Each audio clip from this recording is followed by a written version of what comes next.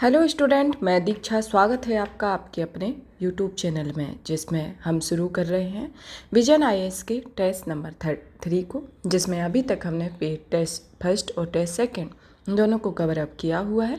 यह vision IAS की जो टेस्ट सीरीज़ 2024 के लिए चलाई जा रही है उसके अंतर्गत आज का टॉपिक है, मतलब आज का जो टेस्ट है, जो टेस्ट 3 आता है वह टेस्ट 3 है ज्योग्राफी के संदर्भ में। ये ज्योग्राफी के संदर्भ में यह दिया गया है कि इसके संदर्भ में क्या क्या किससे रिलेटेड क्वेश्चन है। इसमें फिजिकल ज्योग्राफी और फिजिकल एंड पॉलिटिकल ज्योग्राफी के बारे में इसके संदर्भ में यह टेस्ट है, फिजिकल और इंडियन के बारे में।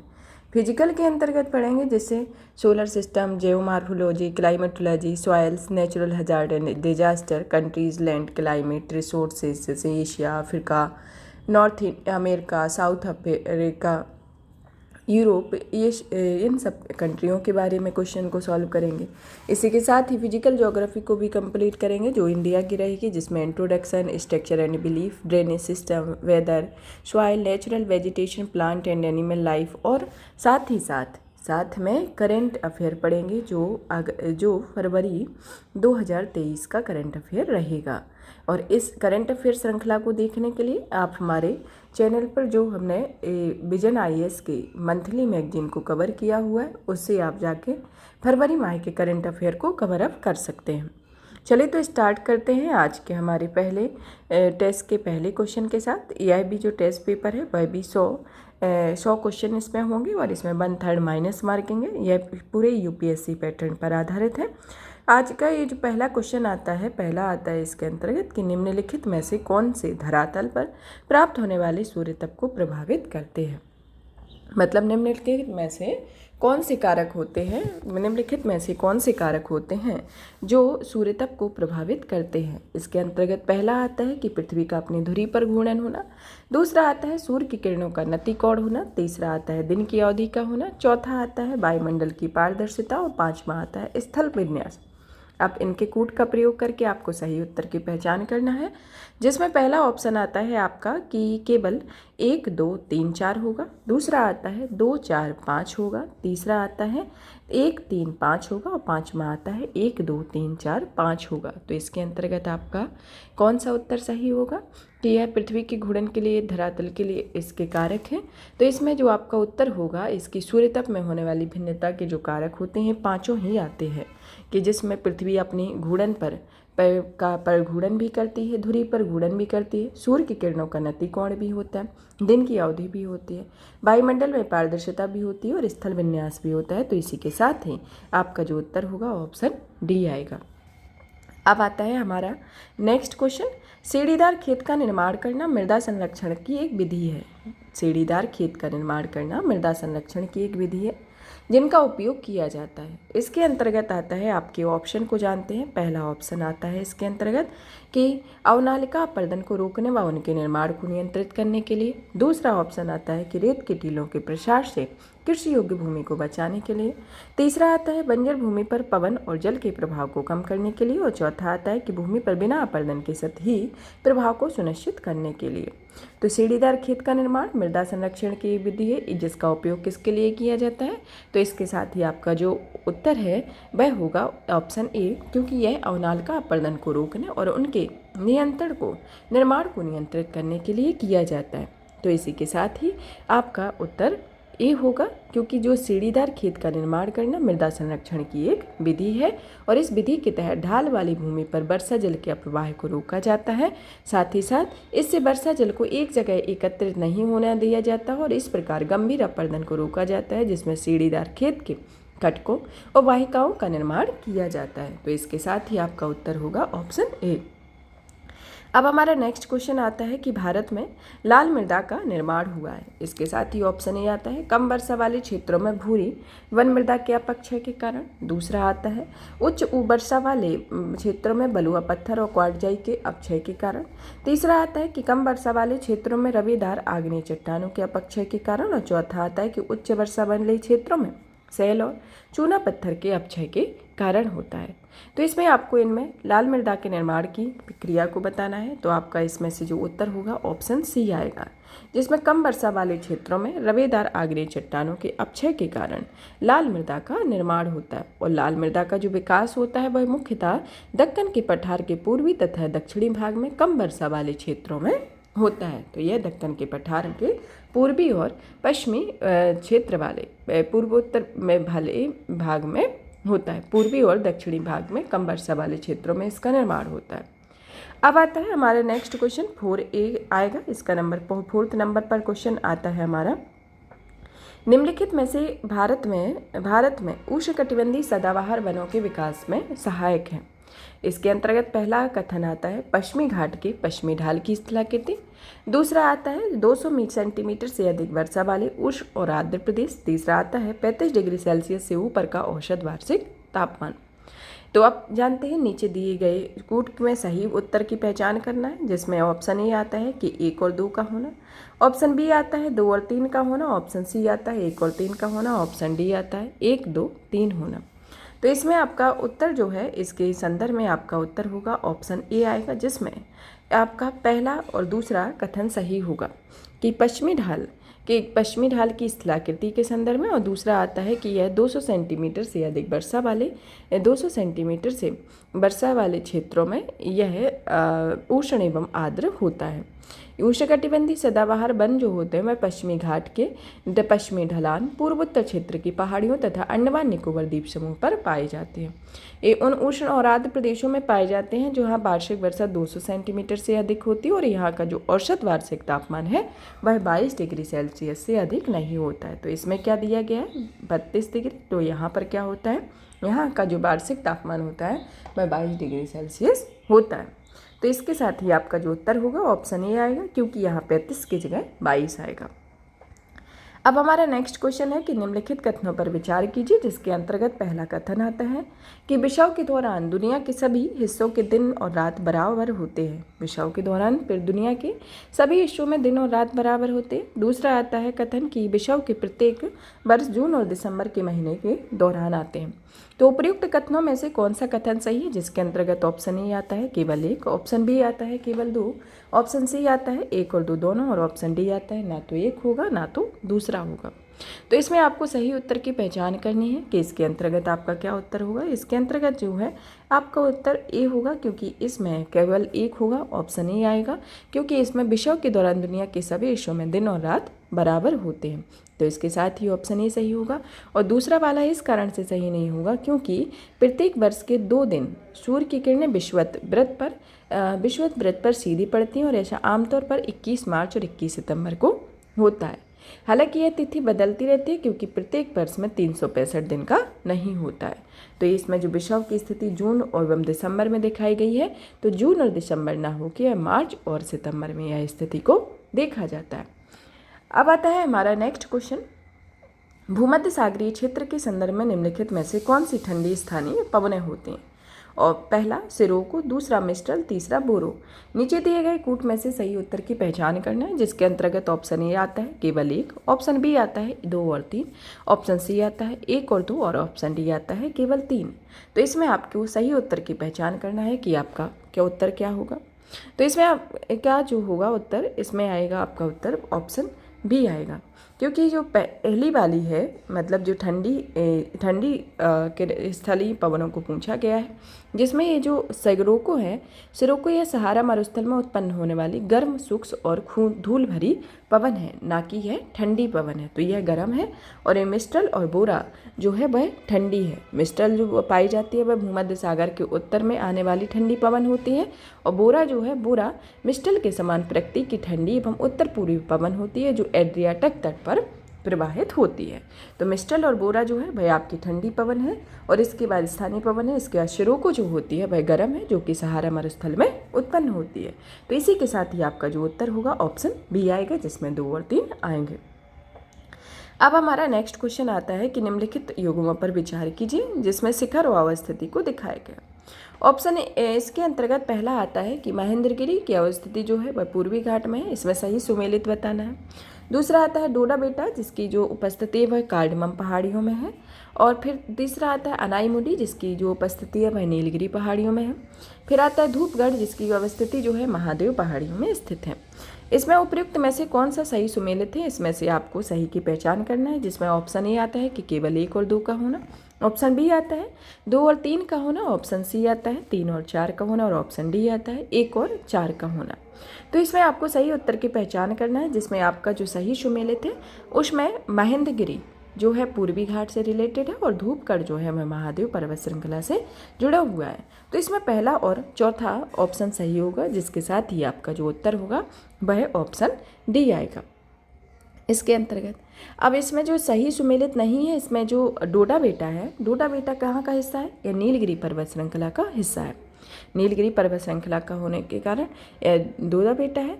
और इसमें जो डोडा बेटा है और जो ये कार्डमम पहाड़ियाँ, अन्नामलाई पहाड़ियाँ और पढ़नी पहाड़ियाँ हैं वह एराविकुलम राष्ट्रीय उद्यान के दक्षिणी क्षेत्र में स्थित है। और जो अनाईमुडी जो है वह अनाईमुडी भारतीय राज्य केरल के एर्नाकुलम और इडुक्की जिलों में स्थित एक पर्वत है, और यह 2695 मीटर की ऊंचाई और 2479 मीटर की स्थलाकृति ऊंचाई के साथ ही पश्चिमी घाट के साथ साथ दक्षिण भारत की सबसे ऊंची चोटी है। तो इसके अंतर्गत आपका पहला, दूसरा और तीसरा ऑप्शन गलत होगा, पहला और चौथा ऑप्शन सही होगा। तो इसके साथ ही आपका ऑप्शन उत्तर जो होगा वह आपका डी नंबर का सही आएगा। अब हमारा क्वेश्चन आता है कि भारत के जड़ोल मृदाओं के संदर्भ में निम्नलिखित कथनों पर विचार कीजिए। पहला कथन आता है कि ये निक्षेपण मृदाएं जहां नदियों और सरिताओं द्वारा बाहित तथा निक्षेपित किया जाता है। और दूसरा ऑप्शन आता है कि सामान्यतः इनमें फास्फोरस की मात्रा अधिक और लेकिन पोटास की मात्रा कम पाई जाती है। उपयुक्त में से कौन सा कथन सही है, इसके अंतर्गत पहला आता है केवल 1 का होना, दूसरा आता है केवल 2 होना, तीसरा आता है 1 और 2 होना, और चौथा आता है ना तो 1 होना ना तो दूसरा होना। तो इसमें आपका जो उत्तर होगा ऑप्शन ए आएगा, क्योंकि जो भारत की जलोढ़ मृदा है उनके निर्माण के संदर्भ में हम जानते हैं कि जलोढ़ मृदाएं उत्तरी मैदान तथा नदी घाटियों के विस्तृत भागों में पाई जाती हैं। ये मृदाएं देश के कुल क्षेत्रफल के लगभग 40% भाग पर विस्तृत होती हैं, और ये निक्षेपण मृदाएं होती हैं जिन्हें नदियों सरिताओं द्वारा बाहित या निक्षेपित किया जाता है। इसके कारण ये कथन पहला तो सही है। दूसरा कथन सही क्यों नहीं है, क्योंकि जलोढ़ मृदाएं जो होती हैं वह संरचना में बलुई दोमट से चिकनी मिट्टी की प्रकृति में पाई जाती हैं। सामान्यतः इन्हें पोटास की मात्रा अधिक लेकिन फास्फोरस की मात्रा कम पाई जाती है। तो इसमें उल्टा दिया गया है कि इसमें जो पोटास की मात्रा है वह ज़्यादा होती है और जो फास्फोरस की मात्रा वो कम होती है, और इसमें दोनों को अलग बताया गया। तो इसके साथ ही आपका जो ऑप्शन होगा ए आएगा, और आपका दूसरा ऑप्शन गलत होगा। अब हमारा नेक्स्ट क्वेश्चन है कि विश्व में ज्वालामुखियों के वितरण के संदर्भ में निम्नलिखित कथनों पर विचार कीजिए। विश्व में ज्वालामुखियों के वितरण के संदर्भ में जानते हैं कि निम्नलिखित कथन। पहला कथन आता है कि माउंट कैमरून पूर्वी अफ्रीकी भ्रंश घाटी में स्थित एक सक्रिय ज्वालामुखी है। दूसरा आता है माउंट किलिमंजारो पश्चिमी एशिया में स्थित एक मृत ज्वालामुखी है।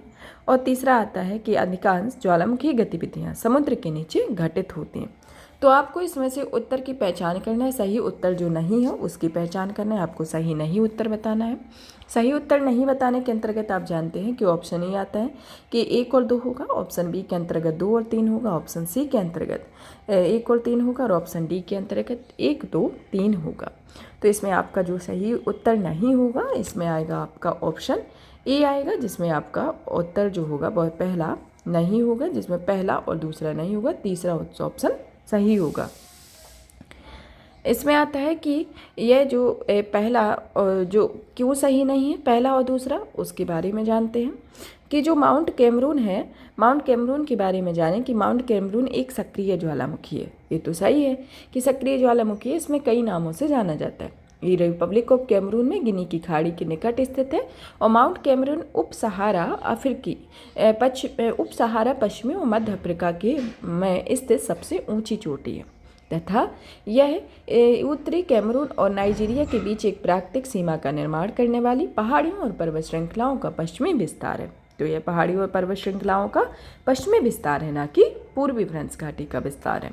और दूसरा क्यों सही नहीं है, दूसरा इस कारण सही नहीं है क्योंकि अफ्रीका के जो कुछ ज्वालामुखी हैं वह पूर्वी अफ्रीकी भ्रंश घाटी में पाए जाते हैं, जैसे माउंट किलिमंजारो, माउंट केन्या।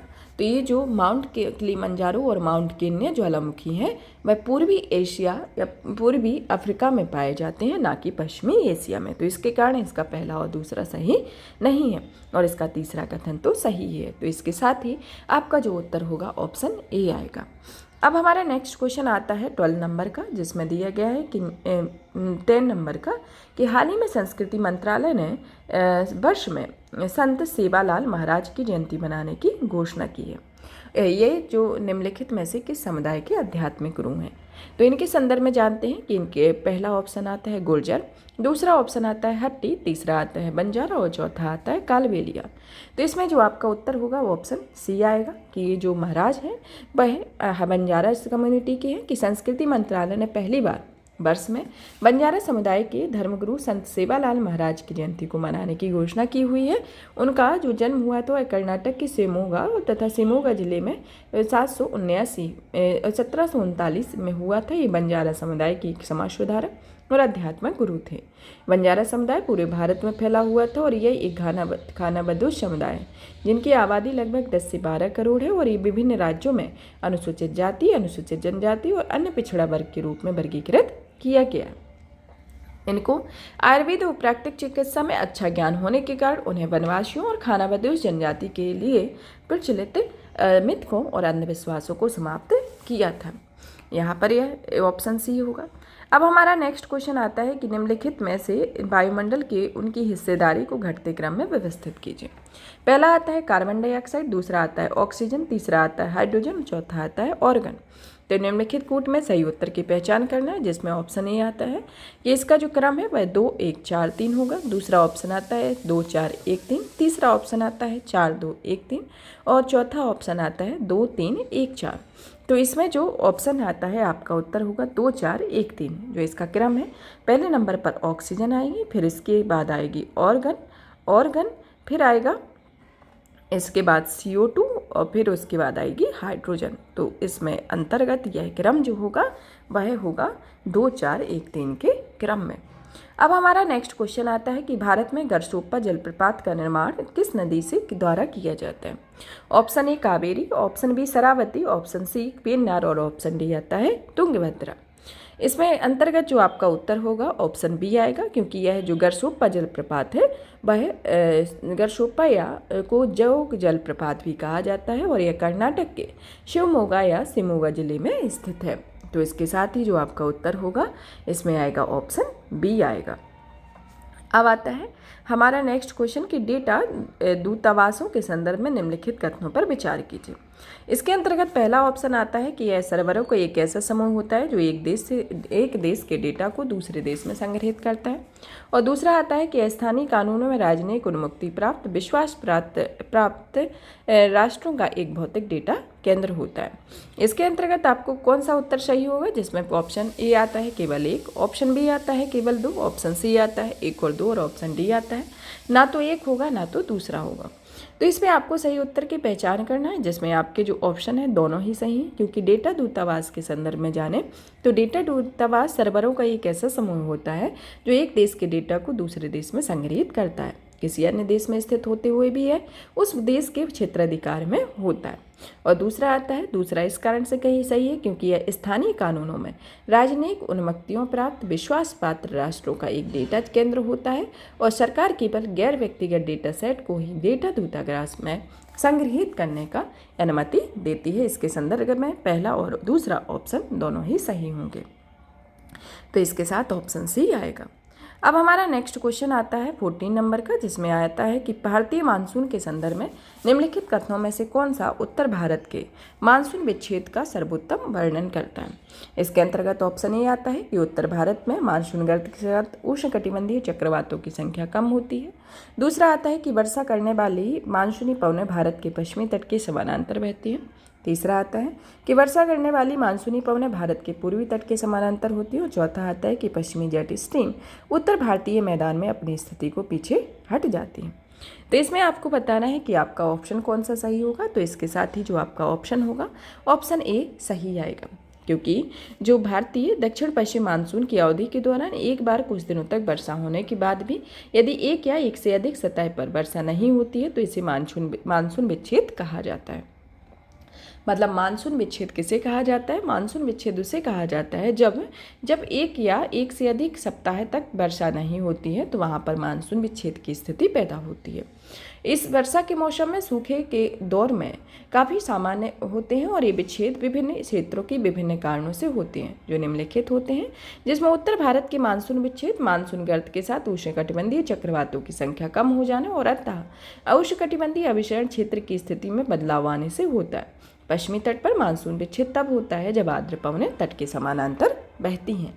तो इसी के साथ ही आपका जो उत्तर होगा ऑप्शन ए सही आएगा। अब आता है हमारा नेक्स्ट क्वेश्चन के अंतर्गत देखते हैं कि A1 देश के उन भागों में मिलते हैं जहां वर्षा 70 से 100 सेंटीमीटर तक होती है। अधिक वर्षा वाले प्रायद्वीपीय पठार उत्तर भारत के मैदान में एक पार्कनुमा भूदृश्य बनाते हैं जहां आमतौर पर सागवान और अन्य पेड़ों के बीच हरी भरी घास होती है। शुष्क ऋतु होते हुए भी इन पेड़ों के पत्ते झड़ जाते हैं और घास के मैदानों के बीच नग्न पेड़ खड़े रह जाते हैं। इन वनों में पाए जाने वाले मुख्य पेड़ों में तेंदू, पलाश, अमलतास, बेल, खैर, अक्सलवुड इत्यादि इसके अंतर्गत शामिल होते हैं। तो इसमें आपको सही उत्तर की पहचान करना है, जिसमें दिया गया है कि उपयुक्त परिच्छेद में वन प्रकारों में से किसका वर्णन किया गया है। इसके अंतर्गत ऑप्शन ए आता है आर्द्र पर्णपाती वन का, ऑप्शन बी आता है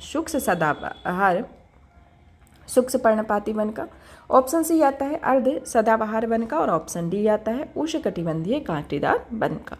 तो इसमें आपको सही उत्तर की पहचान करना है, जिसमें आपका उत्तर होगा शुष्क पर्णपाती वन की यह स्पेशलिटी होती है कि यह वन जो होते हैं उन वन के देश उन भागों में मिलते हैं जहां वर्षा 70 से 100 सेंटीमीटर के बीच होती है और अधिक वर्षा वाले प्रायद्वीपीय पठार उत्तर भारत के मैदानों में पार्कनुमा भूदृश्य बनाते हैं जहाँ आमतौर पर सागवान और अन्य पेड़ों के बीच हरी भरी घास होती है और शुष्क ऋतु होते ही इन पेड़ों के पत्ते झड़ जाते हैं और घास के मैदानों के बीच नग्न पेड़ खड़े हो जाते हैं तथा इन वनों में पाए जाने वाले मुख्य पेड़ों में तेंदू, पलाश, अमलतास, बेल, बेर, अक्सलवुड इत्यादि शामिल होते हैं, जो राजस्थान की पश्चिमी और दक्षिणी भाग में कम वर्षा और अत्यधिक चराई के कारण प्राकृतिक वनस्पति बहुत ही विरल होती है। तो इसके संदर्भ में यह शुष्क पर्णपाती वन कहलाते हैं।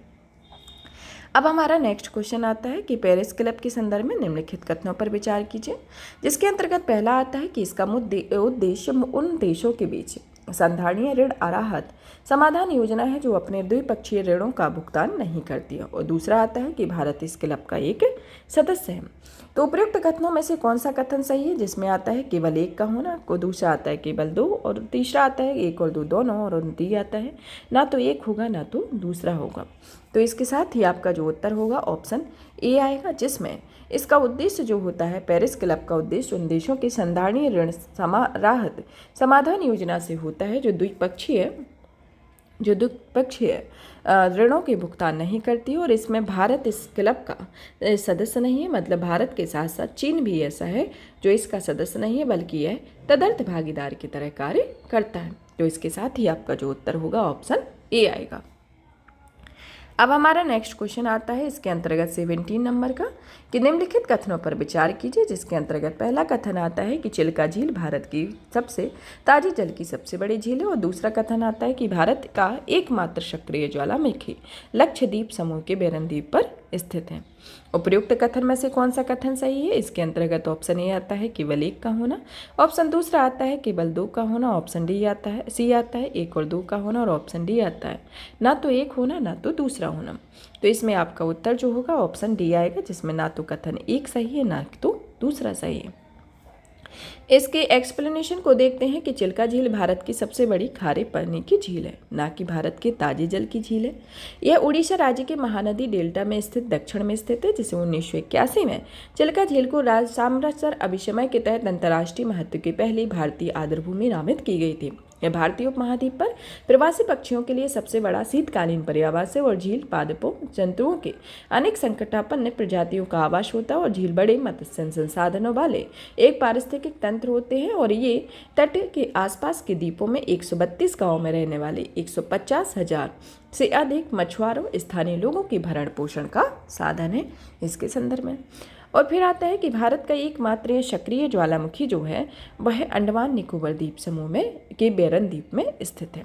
इसमें क्या दिया गया है कि लक्षद्वीप समूह के बेरन द्वीप में स्थित है, ना कि ये ऑप्शन इसका गलत है। इस कारण है क्योंकि यह लक्षद्वीप की जगह अंडमान निकोबार द्वीप समूह में स्थित है। 1787 में ज्वालामुखी के पहली बार उद्गार दर्ज किया गया था। तब से ज्वालामुखी में 10 से अधिक बार उद्गार हो चुका है और सबसे हालिया उद्गार 2020 में हुआ और यह द्वीप बीरन द्वीप वन्यजीव अभ्यारण्य के अंतर्गत एक संरक्षित क्षेत्र के अंतर्गत आता है। तो इसी के साथ ही आपका ऑप्शन डी सही होगा।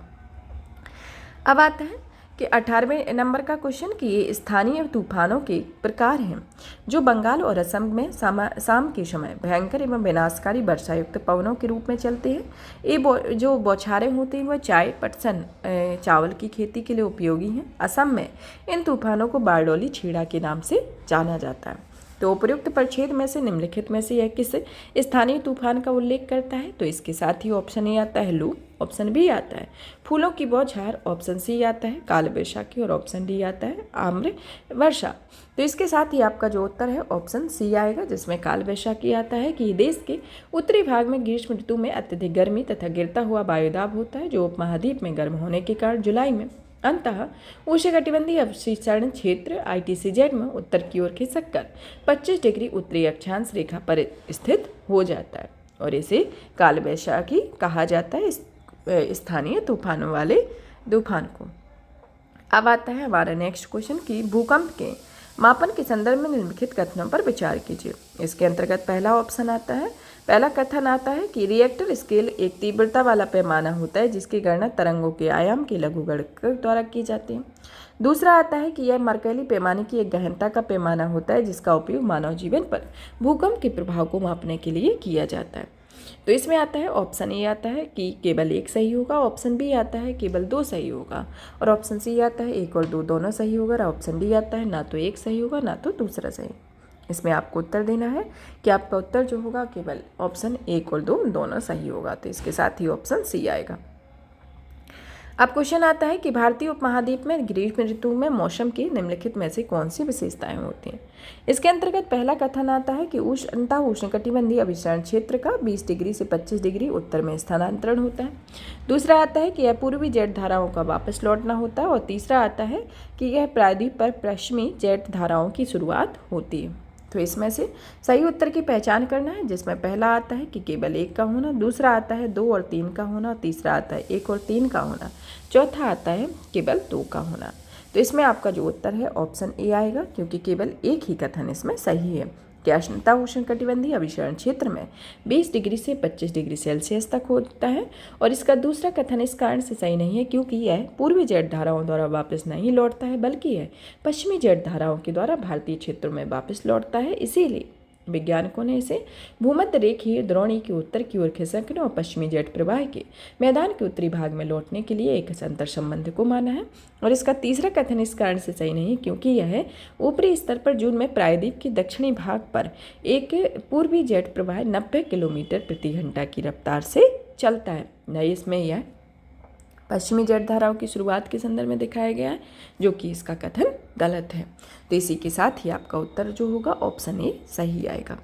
अब हमारा नेक्स्ट क्वेश्चन आता है निम्नलिखित परिच्छेद पर विचार कीजिए, जिसमें परिच्छेद पढ़ते हैं कि इन ज्वालामुखियों में बेसाल्ट की अपेक्षा अधिक ठंडे एवं श्यान गाढ़ा या चिपचिपा लावा दवा का उद्गार होता है। प्रायः ये ज्वालामुखी भीषण विस्फोटक होते हैं और इनमें लावा के साथ भारी मात्रा में ज्वालाखंडित पदार्थ व राख भी धरातल पर पहुंचती है। ये पदार्थ निकास नली के आसपास परतों के रूप में जमा होते हैं और एक अलग स्वरूप प्रदान करते हैं। तो इसके संदर्भ में आपको सही उत्तर की पहचान करना है, जिसके अंतर्गत किस प्रकार के ज्वालामुखी का यह वर्णन किया गया है। ऑप्शन ए आता है सील्ड ज्वालामुखी, ऑप्शन बी आता है मिश्रित ज्वालामुखी, ऑप्शन सी आता है ज्वालामुखी कुंड और ऑप्शन डी आता है बेसाल्ट प्रवाह ज्वालामुखी।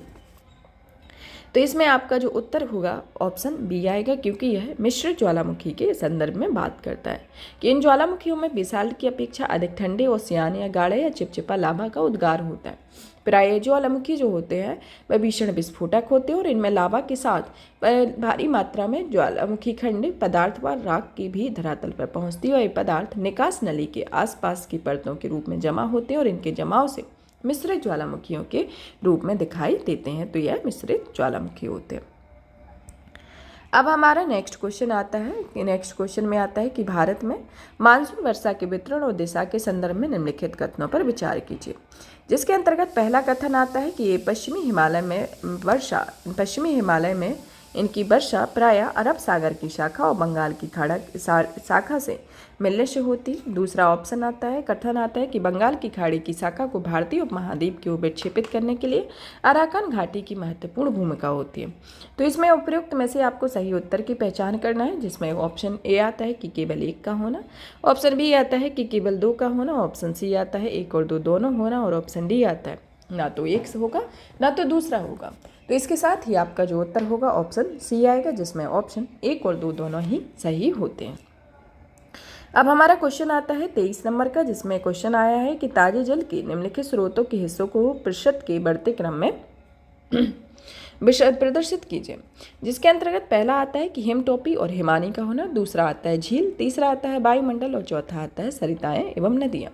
इनमें सही उत्तर की पहचान करना और इनके सही क्रम को लगाना है। जिसका जो क्रम है ऑप्शन ए के अंतर्गत आता है कि 3 4 2 1 होगा, ऑप्शन बी आता है कि 4 3 2 1 होगा, ऑप्शन सी आता है 2 4 3 होगा, और ऑप्शन डी आता है 4 3 1 2 होगा।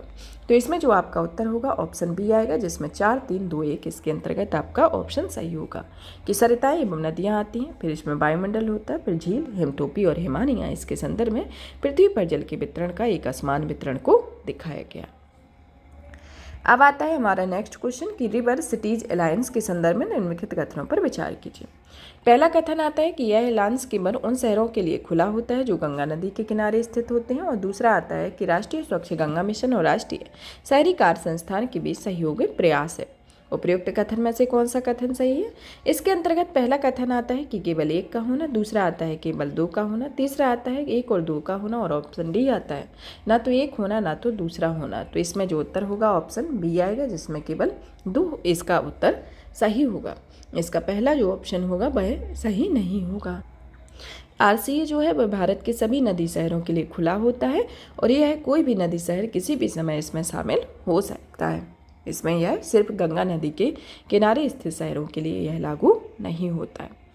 अब हमारा नेक्स्ट क्वेश्चन आता है। नेक्स्ट क्वेश्चन में देखते हैं कि भारत में आमतौर पर पाए जाने वाले निम्नलिखित पादपों में से किन में औषधीय गुण होते हैं?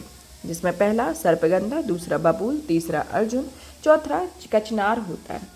इसमें नीचे दिए गए कूट का प्रयोग का सही उत्तर होता है, जिसमें केवल ऑप्शन ए आता है कि 1 2 3 का होना, ऑप्शन बी आता है 1 और 3 का होना, ऑप्शन सी आता है ये 2 और 4 का होना, और ऑप्शन डी आना कि 1 2 3 4 होगा। तो इसमें जो आपका उत्तर है यह औषधीय गुण के अंतर्गत सर्पगंधा भी आता है, आपका बबूल भी आता है, अर्जुन भी आता है, कचनार भी आता है। जो इनके अंतर्गत जैसे जो सर्पगंधा है वह उच्च रक्तचाप या रक्तचाप के निदान के लिए इस्तेमाल किया जाता है, और इसे भारत में ही पाया जाता है। दूसरा जो बबूल होता है, इनकी पत्तियां आँख की फुंसी के लिए लाभदायक होती हैं, और इससे प्राप्त गोंद का इस्तेमाल शारीरिक शक्ति की बुद्धि के लिए होता है। फिर आता है अर्जुन जो होता है, इनके पत्तों का ताज़ा रस कान के दर्द में इलाज में सहायता करता है, और रक्तचाप की नियमितताओं के लिए भी लाभदायक होता है। और कचनार जो होता है, इसका इस्तेमाल अस्थमा और अल्सर के इलाज के लिए किया जाता है, और इस पादप की जड़ और कली पाचन शक्ति में सहायक होती है। तो इसके साथ ही आपका जो उत्तर होगा ऑप्शन डी आएगा, जिसमें ऑप्शन डी सही होगा। अब हमारा नेक्स्ट क्वेश्चन आता है 26 नंबर का कि निम्नलिखित युग्मों पर विचार कीजिए, जिसमें भौगोलिक आकृतियां तथा भू आकृतिक विभाजन के बारे में बताया गया। जिसमें पहला आता है करेबा, कश्मीर हिमालय में पाया जाता है। दूसरा आता है बरखान जो होता है वह बृहद हिमालय में पाया जाता है। तीसरा आता है बुग्याल जो विशाल भारतीय मरुस्थल में पाया जाता है। तो उपयुक्त युग्म में से कौन सा सही सुमेलित है? तो इसमें से आपको सही उत्तर की पहचान करना है, जिसमें ऑप्शन ए आता है 1 2 3 होना, ऑप्शन दूसरा आता है 2 और 3 का होना, ऑप्शन सी आता है केवल 1 का होना, ऑप्शन डी आता है 1 और 2 होना। तो इसमें जो आपका उत्तर होगा ऑप्शन ए होगा, क्योंकि ऑप्शन सी आएगा, क्योंकि इसका उत्तर जो है केवल पहला ही सुमेलित है कि करेबा कश्मीर हिमालय में पाया जाता है। इसके संदर्भ में यह है पहला सही होगा। जो बरखान जो होता है, बरखान यह विशाल भारतीय मरुस्थल अरावली पहाड़ियों के उत्तर पूर्वी में स्थित होता है, ना कि यह बृहद हिमालय में है। बुग्याल जो होता है, बुग्याल यह बृहद हिमालय की घाटियों में भोटिया की प्रजाति निवास करती है, और यह ग्रीष्म ऋतु में उन्हें बुग्याल चले जाते हैं, और यह शरद ऋतु में लौटकर आ जाते हैं। बुग्याल ऊंचाई में स्थित घास के मैदान होते हैं, जो प्रसिद्ध फूलों की घाटी भी इसी पर्वतीय प्रदेश में होती है। तो ये जो है वह बृहद हिमालय में पाए जाते हैं और बरखान जो है विशाल भारतीय मरुस्थल में पाए जाते हैं। तो इसके संदर्भ में ये पहला ऑप्शन सही, जो इसका पहला कथन है वह सही है, और इसमें जो ऑप्शन सी इसका सही आएगा, और ये जो दूसरा और तीसरा है वह एक दूसरे को सम्मिलित करता है, ना कि जो इसके सामने दिया गया है।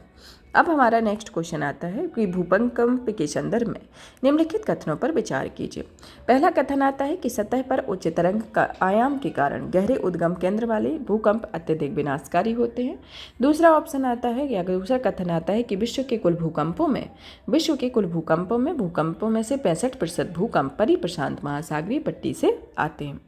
तो इसमें से आपको सही उत्तर की पहचान करना है, जिसमें आता है पहला कि केवल एक सही होगा, दूसरा आता है कि केवल दूसरा सही होगा, तीसरा आता है कि 1 और 2 दोनों सही होगा, और चौथा आता है कि 1 और 2 दोनों सही नहीं होंगे। तो इसमें आपका जो उत्तर होगा ऑप्शन बी आएगा, क्योंकि 27 का बी इसका उत्तर होगा कि जो भूकंप होते हैं वह विश्व के कुल भूकंपों में 65% परिप्रशांत मेखला के अंतर्गत आते हैं। यह आपका सही है। लेकिन जो पहला कथन है वह गलत क्यों है? क्योंकि यह गहरे उद्गम वाले के भूकंप बहुत कम विनाशकारी होते हैं। इसमें क्या दिया गया है? ये अत्यधिक विनाशकारी होते हैं, लेकिन ये बहुत कम विनाशकारी होते हैं क्योंकि सतह तक पहुंचने पर इनकी तरंगों का आयाम बहुत ही कम हो जाता है, तो इस कारण ये विनाशकारी होते हैं। अब हमारा आता है नेक्स्ट क्वेश्चन, जिसमें आता है 28 नंबर का क्वेश्चन, जिसमें दिया गया है कि निम्नलिखित में से कौन सी ठंडी महासागरीय धाराएं हैं, जिसमें आपको बताना है बेंगुला धारा, दूसरा आता है हम्बोल्ट धारा, तीसरा आता है क्यूरोशिवा की जलधारा आती हैं। तो इसमें आपको बताना है कि निम्नलिखित में से कौन सा सही उत्तर है। ऑप्शन ए आता है कि केवल 1 का होना, ऑप्शन बी आता है कि केवल 1 और 2 का होना, ऑप्शन सी आता है कि 2 और 3 होना, और ऑप्शन डी आता है 1, 2, 3 होना। तो इसमें आपका जो उत्तर होगा ऑप्शन बी आएगा, क्योंकि आपका ऑप्शन बी में क्योंकि बेंगुला और हम्बोल्ट की धाराएं बेंगुला और हम्बोल्ट की धाराएं जो है ठंडी धाराओं के अंतर्गत आती हैं, और जो क्यूरोशियो की धारा है वह गर्म धारा भी आती है। तो इसी के साथ ही आपका ऑप्शन बी सही होगा और बी सही होगा। अब हमारा नेक्स्ट क्वेश्चन आता है कि निम्नलिखित कथनों पर विचार कीजिए, जिसमें दिया गया है कि मिजोरम के केंद्र में लोकटक झील जो चारों ओर से पर्वतों से घिरी हुई है उसकी उपस्थिति के कारण यह अद्वितीय है। और दूसरा आता है कि यह मणिपुर के मोलेसिस बेसिन भी कहा जाता है, यह मृदुल असंगठित निक्षेपों से निर्मित होता है। तो उपयुक्त कथन में से कौन सा कथन सही है, जिसमें ऑप्शन ए आता है केवल 1 का होना, ऑप्शन बी आता है केवल 2 का होना, ऑप्शन सी आता है कि 1 और 2 दोनों होना, और ऑप्शन डी आता है कि ना तो 1 होना ना तो दूसरा होना। तो इसमें आपका जो उत्तर होगा, इसमें आपका उत्तर आएगा ऑप्शन डी, जिसमें ना तो कथन 1 सही है ना तो दूसरा सही। कथन 1 ना सही होने का रीजन यह है कि यह मिजोरम के मोलेसिस बेसिन में के नाम से जाना जाता है, मृदुल और असंगठित निक्षेपों से निर्मित होता है। नागालैंड में प्रवाहित होने वाली ज़्यादातर नदियाँ ब्रह्मपुत्र नदी की सहायक नदियाँ होती हैं, और यह मिजोरम और मणिपुर की 2 नदियों बराक नदी की सहायक नदी होती हैं। बराक मेघना की सहायक नदी होती है, और मणिपुर के पूर्वी भाग में प्रवाहित होने वाली यह नदियाँ जो प्रवाहित होने वाली नदियाँ हैं, और यह चिंदावनी नदी म्यांमार में बहने वाली इरावती नदी की एक सहायक नदी होती है। तो इसके संदर्भ में आपके ऑप्शन ए कथन पहला और दूसरा दोनों ही गलत होंगे। अब हमारा नेक्स्ट क्वेश्चन आता है, जिसमें भारत की निम्नलिखित पर्वत श्रेणियों पर विचार करने के लिए कहा गया है, और इनका जो क्रम है वह उत्तर से दक्षिण की दिशा में इनके क्रम को लगाना है। पहला आता है सतपुड़ा श्रेणी, फिर दूसरा आता है शिवालिक श्रेणी, फिर आता है विंध्य श्रेणी। तो आपको इसका क्रम लगाना है कि इसमें सबसे पहले क्रम पर कौन है। इसमें ऑप्शन ए आता है 2, 3, 1 का होना, ऑप्शन बी आता है 1, 2, 3 होना, ऑप्शन सी आता है 3, 2, 1 का होना, और ऑप्शन डी आता है 1, 2, 3 का होना। तो इसका आपका जो उत्तर है वह आएगा 2, 3, 1, क्योंकि सबसे पहले आती है शिवालिक, फिर उसके बाद आती है विंध्यन, फिर उसके बाद आती है सतपुड़ा। तो ऊपर से जो उत्तर से दक्षिण की ओर क्रम देखते हैं, तो इसमें पहले शिवालिक, फिर विंध्यन, फिर सतपुड़ा इसके अंतर्गत श्रेणियाँ आती हैं।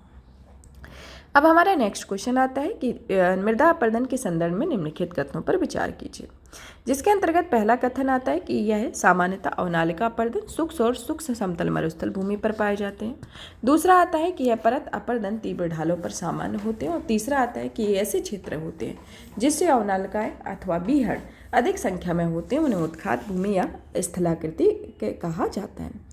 उपयुक्त कथनों में से कौन सा कथन सही है, तो आपको जानना है कि इसके अंतर्गत ऑप्शन कथन पहला आता है कि केवल दूसरा होना, दूसरा ऑप्शन बी आता है कि केवल 3 का होना। ऑप्शन सी आता है कि 1 और 3 का होना।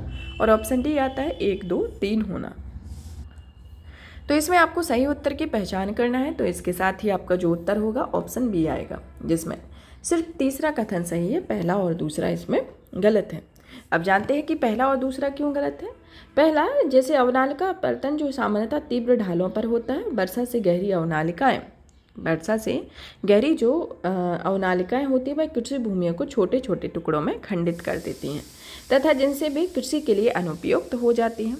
और ये है दूसरा कथन इस कारण से सही नहीं क्योंकि परत अपरदन समतल भूमियों पर मूसलाधार वर्षा के कारण होता है तथा इसमें मृदा का हटना आसानी से भी दिखाई देता है, किंतु यह अधिक हानिकारक होता है। ऐसा इसलिए क्योंकि इनसे मृदा की सूक्ष्म और अधिक उर्वर ऊपरी परत हट जाती है। इसके संदर्भ में आपका पहला और दूसरा कथन गलत होगा, तीसरा कथन सही होगा। अब आता है हमारा नेक्स्ट क्वेश्चन। अब आता है कि भारतीय जलवायु प्रदेशों के वर्गीकरण की कोपेन योजना के संदर्भ में निम्नलिखित कथनों पर विचार कीजिए। तो आपको यह है जो आपका क्वेश्चन है उसको कोपेन योजना के संदर्भ में बताना है, जिसमें आपको सही नहीं है के बारे में बताता है कि आपका कथन कौन सा सही नहीं है। तो कथन को पढ़ते हैं। पहला आता है कि उन्होंने भारत के 10 प्रमुख जलवायु क्षेत्रों में वर्गीकृत किया हुआ है। ऑप्शन दूसरा आता है कि उन्होंने तमिलनाडु के कोरोमंडल तट को शुष्क ग्रीष्म के साथ मानसून नामक जलवायु प्रदेश के रूप में वर्गीकृत किया है। तो इसके अंतर्गत ऑप्शन ए आता है कि केवल 1 होगा। ऑप्शन दूसरा आता है कि केवल 2 होगा। ऑप्शन सी आता है कि 1 और 2 दोनों होगा। और ऑप्शन डी आता है 1 और ना तो 1 होगा ना तो दूसरा होगा। तो इसमें जो आपका उत्तर है, इसमें आपका उत्तर जो है वह ऑप्शन ए आता है, क्योंकि इसे 8 जलवायु प्रदेशों में विभाजित किया गया है, ना कि 10 जलवायु प्रदेशों में। और इसका आपका दूसरा उत्तर तो सही है। तो इसके साथ ही आपका ऑप्शन ए आएगा, जिसमें पहला आपका गलत है। अब हमारा नेक्स्ट क्वेश्चन आता है कि एल्डरमैन के संदर्भ में निम्नलिखित कथनों पर विचार कीजिए, जिसके अंतर्गत पहला आता है कि ये नगर परिषद या नगर निकाय के सदस्य होते हैं। दूसरा आता है कि इन्हें बैठकों में मतदान करने का अधिकार नहीं होता है।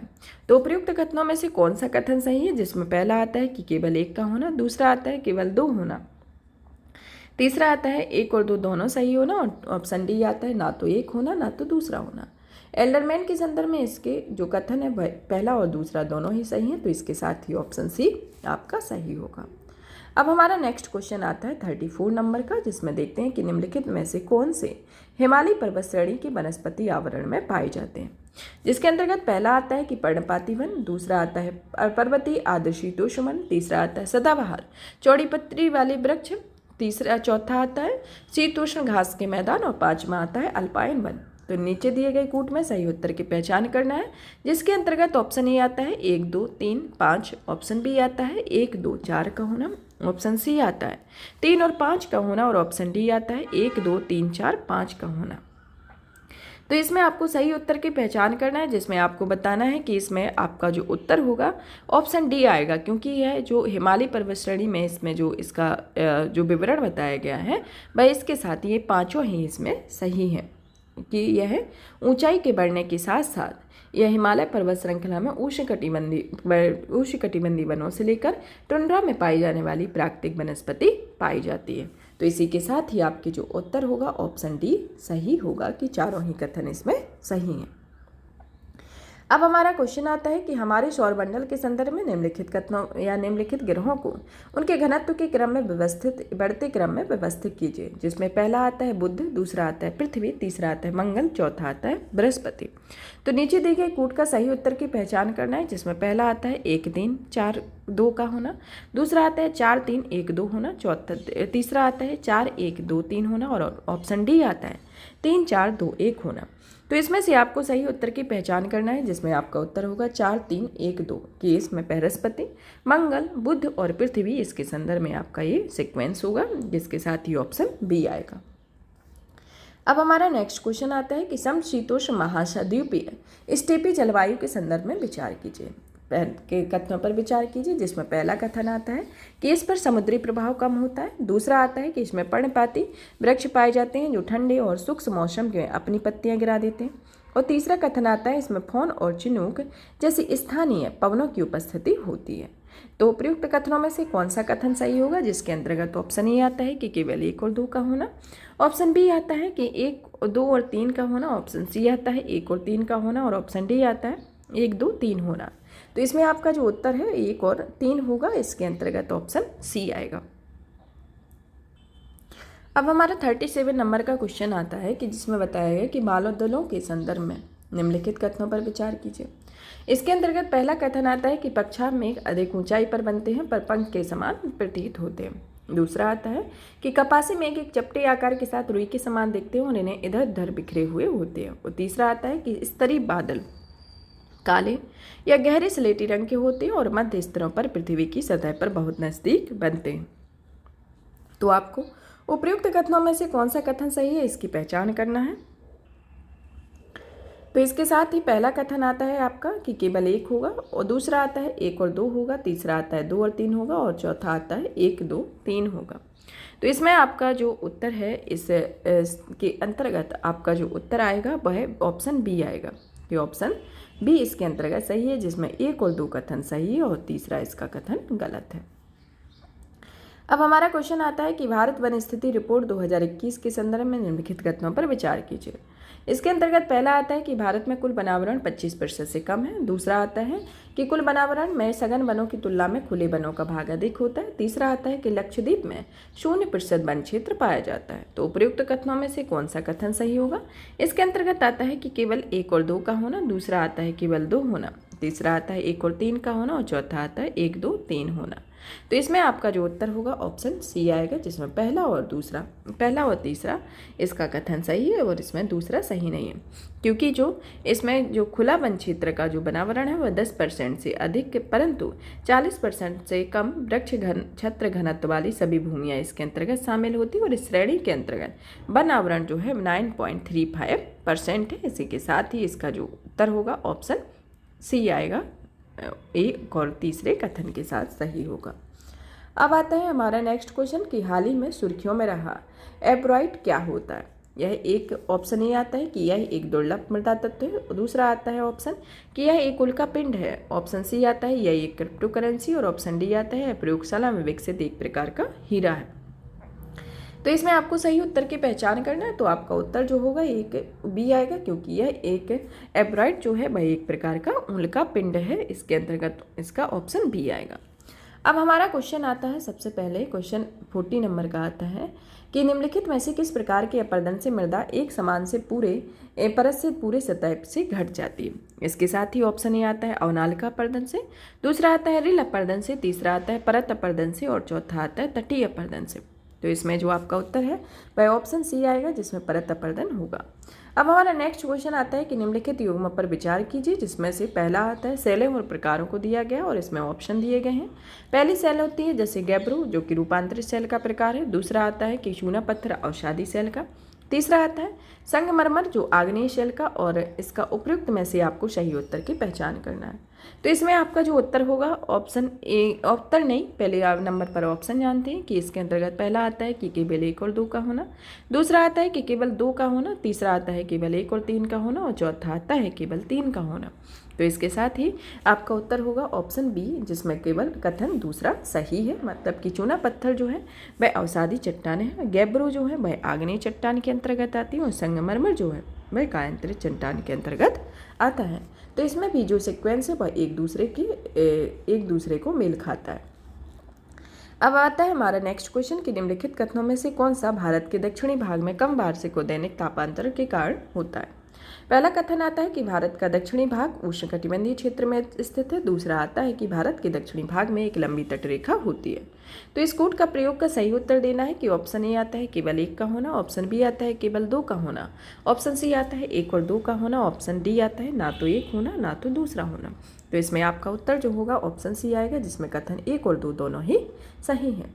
अब हमारा नेक्स्ट क्वेश्चन आता है 43 नंबर का कि हाल ही में यूनाइटेड किंगडम और यूरोपीय संघ के मामलों के संदर्भ में उत्तरी आयरलैंड प्रोटोकॉल सुर्खियों में रहा है। इस संदर्भ में नीचे दिए गए क्षेत्रों में यूनाइटेड किंगडम के उत्तरी भाग में कौन से हैं उसके बारे में बताना है। इसमें पहला आता है वेल्स, दूसरा आता है स्कॉटलैंड, तीसरा आता है इंग्लैंड, चौथा आता है उत्तरी आयरलैंड और पांचवा आता है आयरलैंड गणराज्य। तो नीचे दिए गए कूट में से आपको सही उत्तर की पहचान करनी है, जिसमें आता है कि ऑप्शन ए कि केवल 1 2 3 का होना, ऑप्शन दूसरा आता है कि 1 4 5 का होना, और ऑप्शन सी आता है 2 3 5 का होना, और ऑप्शन डी आता है 1 2 3 4 का होना।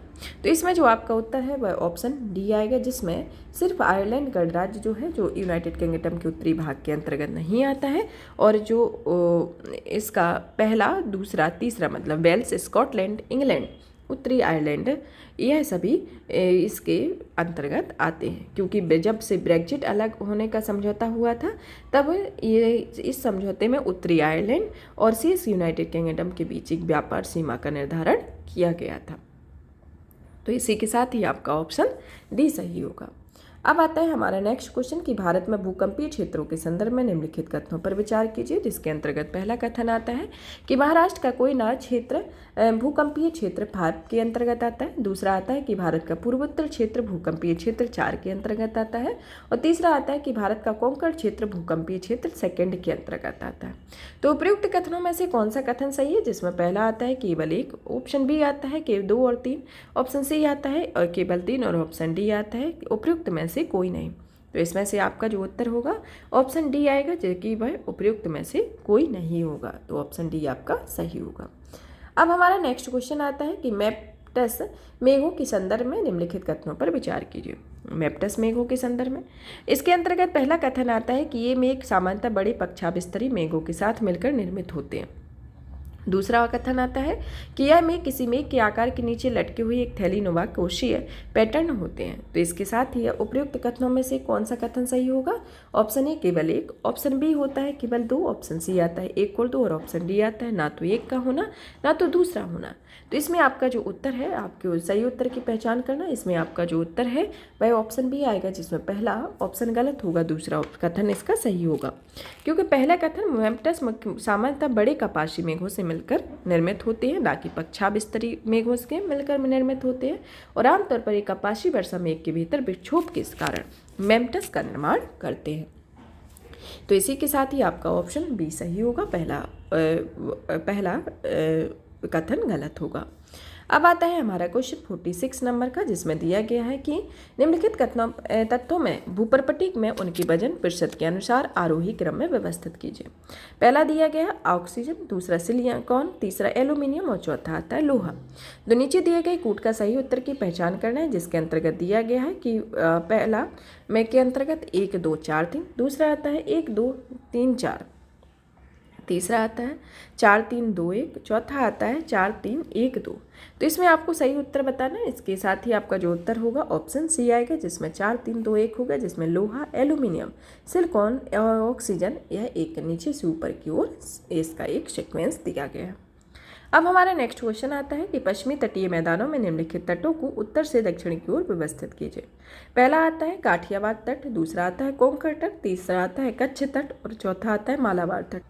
नीचे दिए गए कूट का प्रयोग सही उत्तर की पहचान करना है, जिसके अंतर्गत पहला ऑप्शन आता है कि 3 1 2 4 का होना, दूसरा आता है 3 2 1 4 का होना, चौथा आता है 1 2 4 3 का होना, और चौथा आता है 1 4 2 3 का होना। तो इसके साथ ही आपका जो ऑप्शन ए होगा वह सही होगा कि 3 1 2 4 होगा, कि पहले नंबर का कच्छ का तट आता है, फिर आता है काठियावाड़ तट, फिर आता है कोंकण, फिर मालाबार तट का यह सीक्वेंस दिया गया। अब हमारा नेक्स्ट क्वेश्चन आता है कि सवाना प्रकार की जलवायु के संदर्भ में निम्नलिखित कथनों पर विचार कीजिए।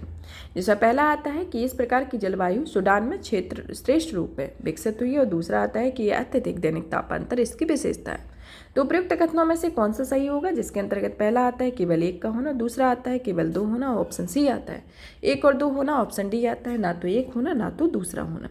तो इसमें आपको सही उत्तर की पहचान करना है, जिसमें आपका जो उत्तर है ऑप्शन सी आता है, जिसमें पहला और दूसरा कथन दोनों ही आपके सही हैं कि यह जो जलवायु है सवाना प्रकार की जलवायु के संदर्भ में इसको दिखाया गया। अब आता है हमारा 49 क्वेश्चन का, जिसमें दिया क्वेश्चन कि भारत में संसद की दैनिक कार्यवाही के में प्रयुक्त होने वाले एक्सपेंशन पद पर विचार कीजिए। जिसमें पहला आता है कि यह संसद के रिकॉर्ड में कतिपय शब्दों, वाक्यों तथा भाषण के अंशों को हटाना है। दूसरा आता है सदन के पीठासीन अधिकारी के पास शब्द या उनके प्रयोग को हटाने का विवेकाधिकार होता है। और तीसरा आता है कि संसद की प्रक्रिया कार्य संचालन नियम एक्सपेंशन का प्रावधान करते हैं। तो उपयुक्त कथन में से कौन सा कथन सही होगा, जिसके अंतर्गत आता है ऑप्शन ए केवल 1 और 2, ऑप्शन बी आता है केवल 3, ऑप्शन सी आता है 1 और 3 और ऑप्शन डी आता है 1, 2, 3। तो इसमें आपका जो उत्तर होगा ऑप्शन डी आएगा। ऑप्शन डी आएगा, जिसमें तीनों ही कथन इसके अंतर्गत सही होंगे। अब हमारा नेक्स्ट क्वेश्चन आता है कि भूपर्पटी के संदर्भ में निम्नलिखित कथनों पर विचार कीजिए। पहला कथन आता है कि महाद्वीपीय भूपर्पटी की तुलना में महासागरीय भूपर्पटी अधिक होती है। दूसरा आता है कि महासागरीय भूपर्पटी विशाल चट्टान से निर्मित होती है। तो उपयुक्त कथनों में से कौन सा कथन सही है, इसके अंतर्गत केवल ऑप्शन पहला आता है केवल 1 का होना, ऑप्शन दूसरा आता है केवल 2 होना, ऑप्शन सी आता है 1 और 2 का होना और ऑप्शन डी आता है ना तो 1 होना ना तो दूसरा होना। तो इसमें आपका जो उत्तर है ऑप्शन बी आएगा, जिसमें कथन दूसरा सही है, पहला कथन गलत है। अब हमारा नेक्स्ट क्वेश्चन आता है। नेक्स्ट क्वेश्चन में पढ़ते हैं कि निम्नलिखित में से किस ज्वालामुखी को भूमध्य सागर का प्रकाश स्तंभ कहा जाता है। तो निम्नलिखित में से किस ज्वालामुखी को भूमध्य सागर का प्रकाश स्तंभ कहा जाता है, इसके साथ ऑप्शन ए आता है माउंट चिम्बुराजू, ऑप्शन बी आता है माउंट स्ट्रोम्बोली, ऑप्शन सी आता है माउंट फूजी, ऑप्शन डी आता है माउंट वेसुवियस। तो इसमें आपका उत्तर जो होगा माउंट स्ट्रॉबेरी के साथ होगा, जिसमें ऑप्शन बी की सही होगा। अब आता है हमारा नेक्स्ट क्वेश्चन, जिसमें दिया गया है कि मृदा पर जलवायु के प्रभाव के संदर्भ में निम्नलिखित कथनों पर विचार कीजिए। पहला कथन आता है कि टुंड्रा क्षेत्रों की मृदा में उष्णकटिबंधीय क्षेत्रों की मृदा की तुलना में अधिक गहरी परिच्छेदिका होती है। दूसरा कथन आता है कि उष्णकटिबंधीय क्षेत्रों की तुलना में टुंड्रा क्षेत्रों की मृदा में जीवाणु क्रिया अपेक्षाकृत धीमी होती है। तो इसमें आपको सही उत्तर की पहचान करनी है, जिसके अंतर्गत ऑप्शन ए आता है केवल 1 का होना, ऑप्शन बी आता है केवल 2 होना, ऑप्शन सी आता है 1 और 2 का होना और ऑप्शन डी आता है ना तो 1 होगा ना तो दूसरा होगा। तो इसमें आपका जो उत्तर होगा ऑप्शन बी आएगा, जिसमें केवल दूसरा सही है, पहला गलत है।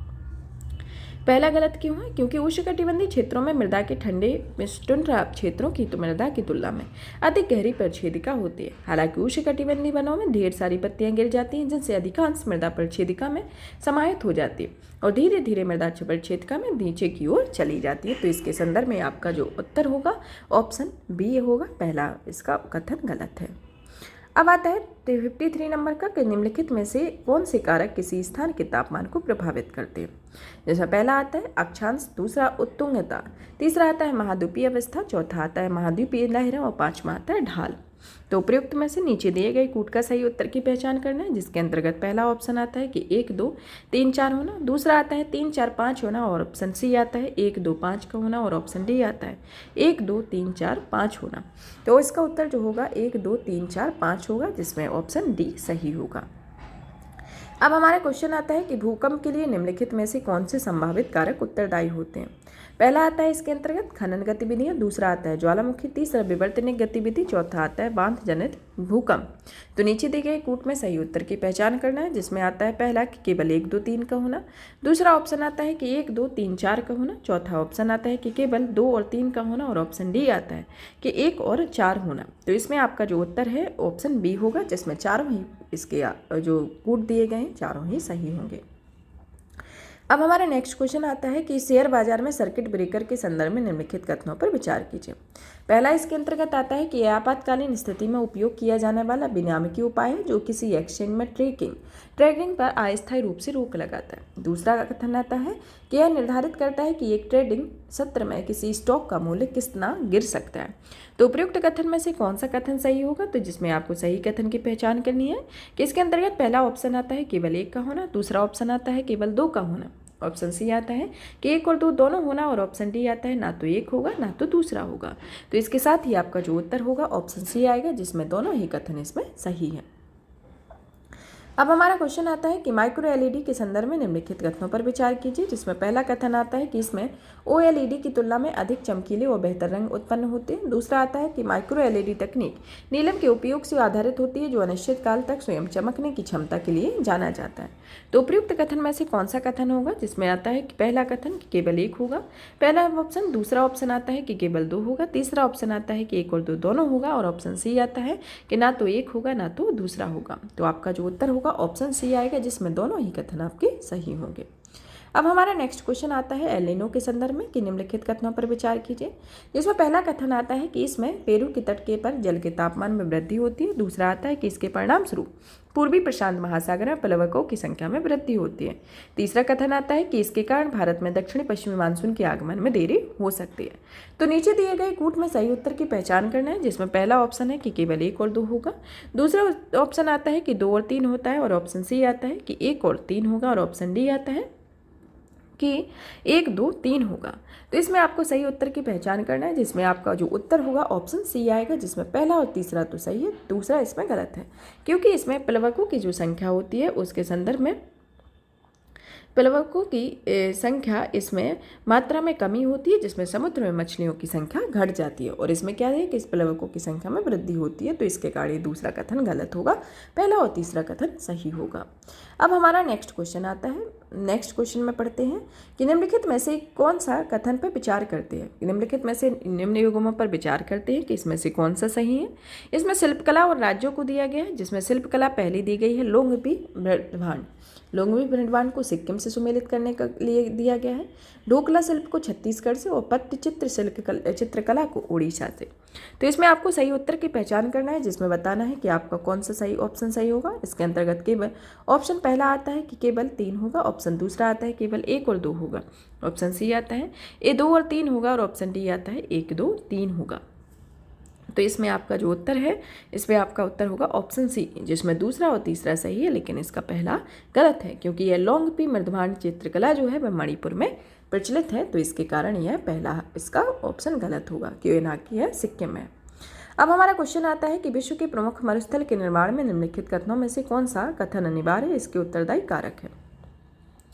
जिसमें पहला आता है कथन की या पहला कूट दिया गया है कि तटवर्ती व्यापारिक पवनों की उपस्थिति होती है। दूसरा आता है कि आंतरिक महाद्वीपीय अवस्थिति होती है, और तीसरा आता है कि पर्वतों की पवनानुभूति के भाग पर वृष्टि छाया प्रदेश पाया जाता है। तो नीचे दिए गए कूट का प्रयोग करके सही उत्तर की पहचान करना है, जिसमें पहला आता है केवल 1 और 2, दूसरा आता है केवल 3 का होना, ऑप्शन सी आता है 2 और 3 होना, और ऑप्शन डी आता है 1, 2, 3 होना। तो इसमें आपका उत्तर है ऑप्शन सी, जिसमें पहला, दूसरा और तीसरा कथन सही है, पहला और इसका गलत है, क्योंकि यह जो है वह इसके तटवर्ती क्षेत्रों में ना हो कि यह गर्म मरुस्थल की शुष्कता मुख्य रूप से अपतटीय व्यापारिक पवनों के प्रभाव के कारण होती है, और इन्हें व्यापारिक पवन मरुस्थल भी कहा जाता है। अब हमारा नेक्स्ट क्वेश्चन आता है कि हाल ही में सुर्खियों में रही बार्ड पद निम्नलिखित में से किससे संबंधित है। ऑप्शन ए आता है गूगल के अपने संवादात्मक AI चैटबॉट से, ऑप्शन बी आता है ज्वाइंट लाइफ साइंसेज लिमिटेड द्वारा निर्मित 3D प्रिंटिंग दवाओं से, ऑप्शन सी आता है विश्व के सबसे शक्तिशाली सुपर कंप्यूटर से, और ऑप्शन डी आता है लॉकहीड मार्टिन द्वारा विकसित विश्व की सबसे उन्नत ड्रोन से। तो इसमें आपको सही उत्तर की पहचान करना है। तो इसमें आपका जो उत्तर होगा ऑप्शन ए आएगा, क्योंकि यह गूगल के अपने संवादात्मक AI चैटबॉट से संबंधित है, गूगल बार्ड।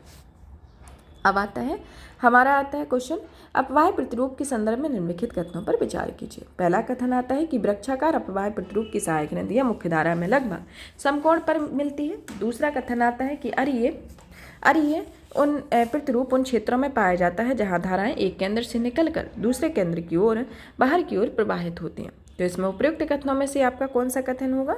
इसके साथ ही आपका ऑप्शन ए आता है और केवल 1, ऑप्शन बी आता है केवल 2 का होना, ऑप्शन सी आता है 1 और 2 का कथन का होना सही होना, और ऑप्शन डी आता है ना तो एक कथन सही होगा ना तो दूसरा सही होगा। तो इसमें आपको सही उत्तर बताना है। इसमें आपका जो उत्तर होगा ऑप्शन बी आएगा, जिसमें केवल 2 ही कथन सही है। इसमें पहला कथन सही नहीं है, क्योंकि यह वृक्षाकार आकृति के संदर्भ में देखें कि यह आकृति वह होती उस तरीके से होती है जब अपवाह प्रतिरूप वृक्ष की शाखाओं के अनुरूप होता है तो उसे वृक्षाकार आकृति कहा जाता है। लेकिन जब इनके जो प्रवाह होता है वह उत्तरी मैदान की नदियों का अपवाह प्रतिरूप होता है। यह विकसित प्रतिरूप वहाँ विकसित होता है जहाँ नदी चैनल के क्षेत्र में ढलान का अनुसरण करती है, ना कि समकोण पर मिलती है। तो इसी के साथ ही आपका ऑप्शन 1 गलत होगा और दूसरा इसका ऑप्शन सही होगा। अब हमारा नेक्स्ट क्वेश्चन आता है। नेक्स्ट क्वेश्चन में पूछा गया है कि जैव विविधता विरासत स्थल के संदर्भ में निम्नलिखित कथनों पर विचार कीजिए। पहला कथन आता है कि पर्यावरणीय संरक्षण अधिनियम 1986 के तहत राज्य सरकारों को BHS को अधिसूचित करने का अधिकार दिया गया है। ऑप्शन दूसरा आता है, कथन दूसरा आता है कि यह तो शो लद्दाख का पहला जैव विविधता विरासत स्थल है।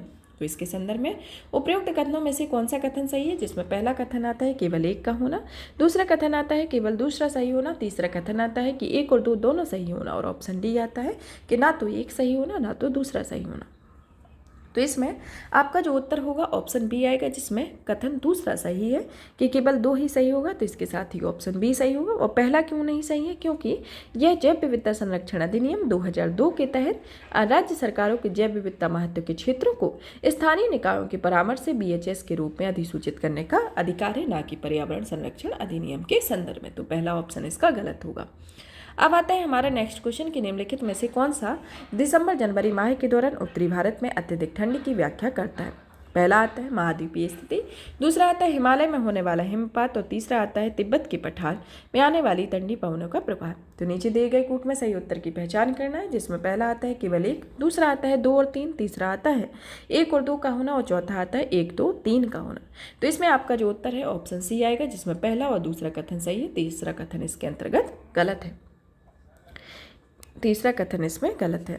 अब आता है हमारा नेक्स्ट क्वेश्चन। नेक्स्ट क्वेश्चन में दिया गया है 64 नंबर का होगा, जिसमें दिया गया है कि हिमालय पर्वत श्रृंखला के संदर्भ में निम्नलिखित कथनों पर विचार कीजिए। जिसमें अंतर्गत पहला कथन आता है कि सिंधु और सतलज नदियों के बीच स्थित हिमालय के भाग को पंजाब हिमालय के नाम से जाना जाता है।